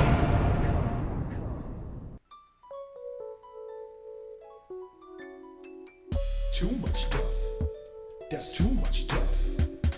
Too much stuff. Man, cut that fool. That's too much stuff. He talking all over the callers. That's too much stuff. His wife hands all over my ballers. She has too much stuff. The same 3 jokes every show. That's too much stuff. A black guy his wife have to blow. That's too much stuff. Too much stuff. She got too much stuff. That's too much stuff. That's what he's pimping 101. Too much stuff. You're listening to the Heavy T Grow Show on DFZRadio.com. Hold up, bitch. God damn it. Get out of my motherfucking face. Slum down. Yeah, said, what you doing, where you going? Girl, I'm doing me. I've been out here chasing money, I ain't worried about a thing. I'm on a whole different game plan, moving like a pimp. I make a hole, hit the rain dance. Dollars make a strip, ayy. Ballin' like a bitch, ayy. Super fucking lit. Roll a blunt and spark it up and get a cup and fill the shit. I need a bag with the cash, 100 meter dash to the money. Gotta go get it, cause these niggas ain't finna get it for me, you dig? Niggas talk, I don't hear it. Bitches talk, I don't hear it. My main focus is my chips, yeah. I said I'm walking like a man. Hand on my grams, other hand cognac. I'm already going in, but I'm like, wait, hold up, wait, let me roll up, wait, hold up, wait, let me roll up, wait, hold up, wait, let me roll up, wait, hold up, let me talk to him. On my mama, stuck in this designer. I'ma have to go and leave her, cause my bitch up in Atlanta. Louis to the left, Armani in the sauna. It's panoramic, how my fucking niggas causing problems. If you gotta get it, got me turning churches out of chicken. Okay, pilot got me probably piling up all this pimpin'. So don't tell me this now, won't feel her lips now. Gon' give me kiss now, now wait, hold up. Where your lips been? Tell me where you going, cause you know when I just stepped in, stumbled and we go again. Sucking on my lower limb, sacking and we pack them, so you know we got them flowing in. Wait, hold up, wait, let me roll up. Wait, hold up, wait, let me roll up. Wait, hey, hold up, wait, let me roll up. Wait, hold up. I got that, okay though. I got that shit that when you hit, you get the Holy Ghost. My bitch got niggas and they feeling like they Romeo. They asking about me, she replying like we only close. Bitch, while you be lying, we be fucking and you know he know. I don't know. When they asking about the mother bitches, I don't know. When she asking, are you coming, daddy? I don't show. When she ask me, can I roll a fatty? I don't know. I just gotta tell her why, hold up. I tell her why, hold up. Yeah, I gotta tell her why, hold up. I tell her why, hold up. Yeah, I gotta tell her. Wait, hold up, wait, let me roll up. Wait, hold up, wait, let me roll up. Wait, hey, hold up, wait, let me roll up.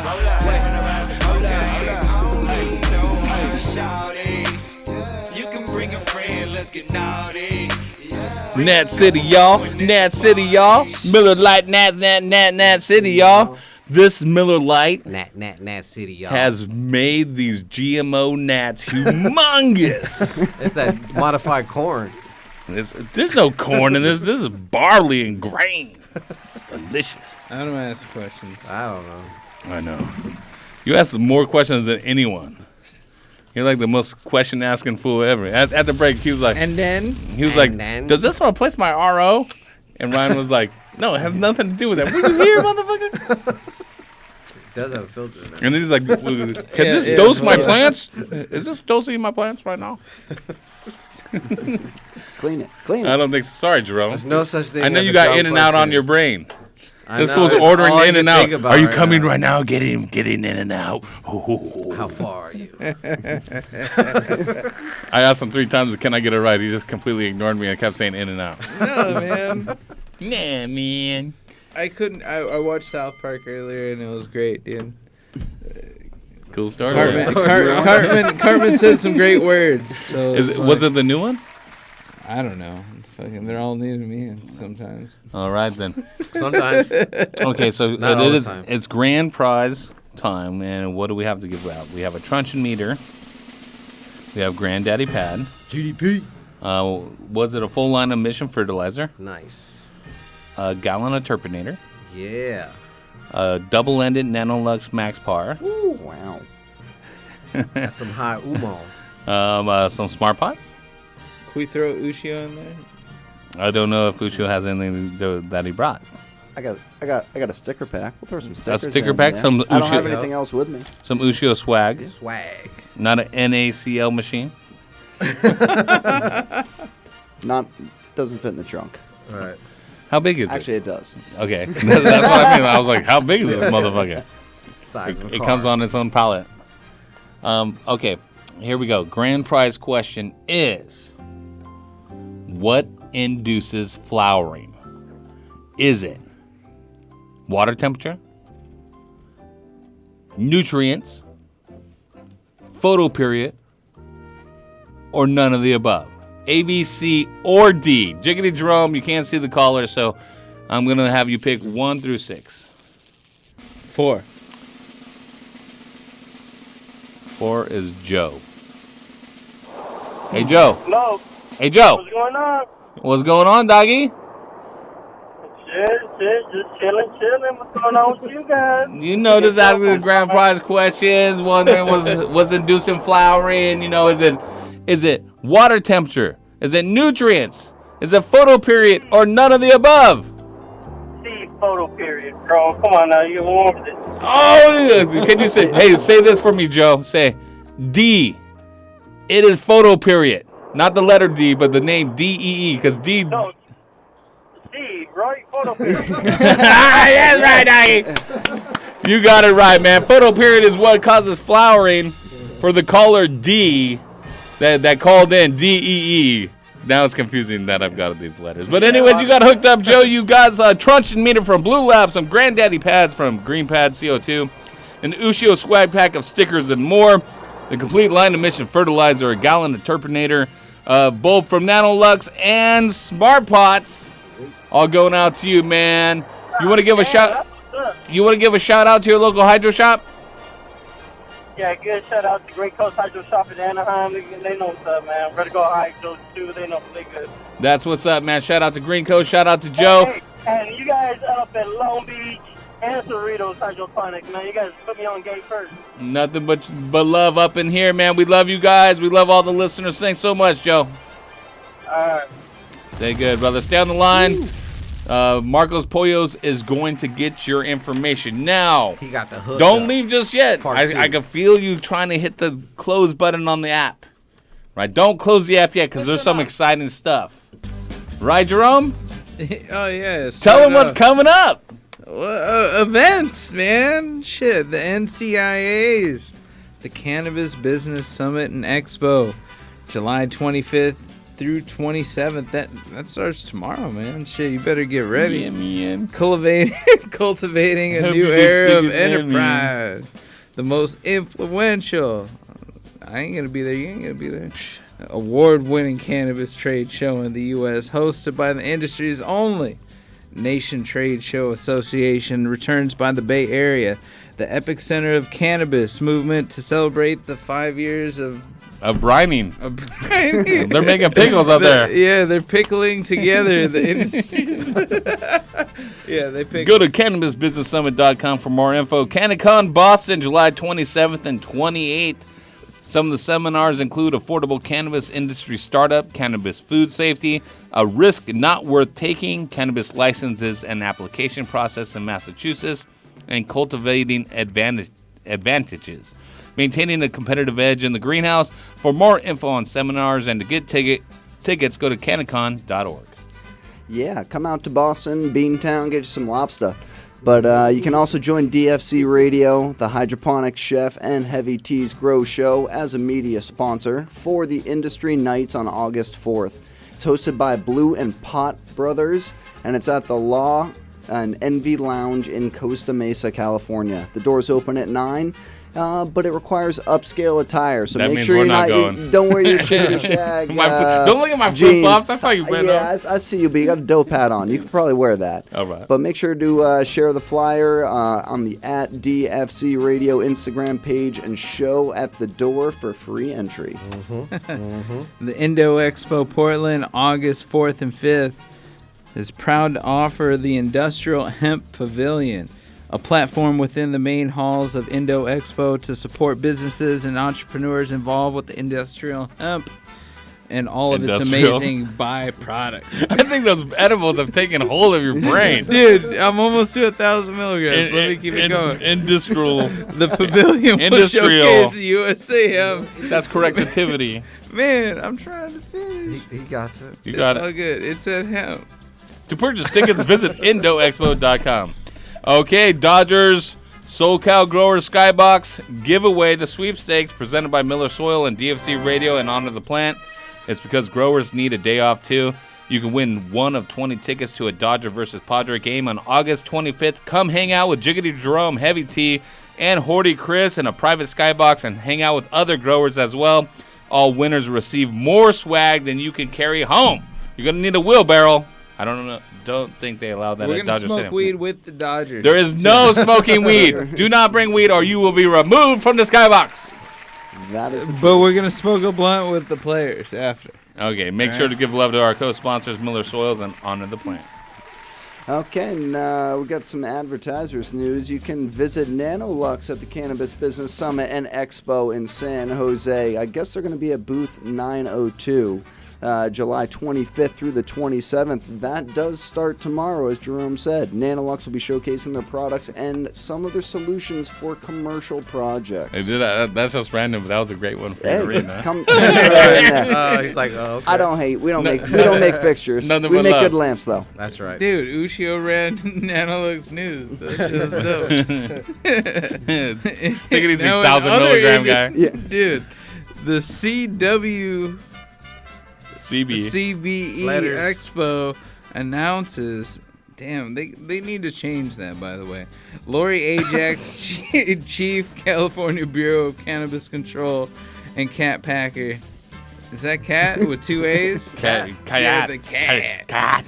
Executive Director and GM, Department of Cannabis Regulations. Damn, they have a long title before they tell me anything, man. All Shit. right. And Well, they said they're speaking on some shit on the 28th. Who gives a shit? Yep. California Cannabis Cultivation Licensing Division released their annual cannabis cultivation annual license application.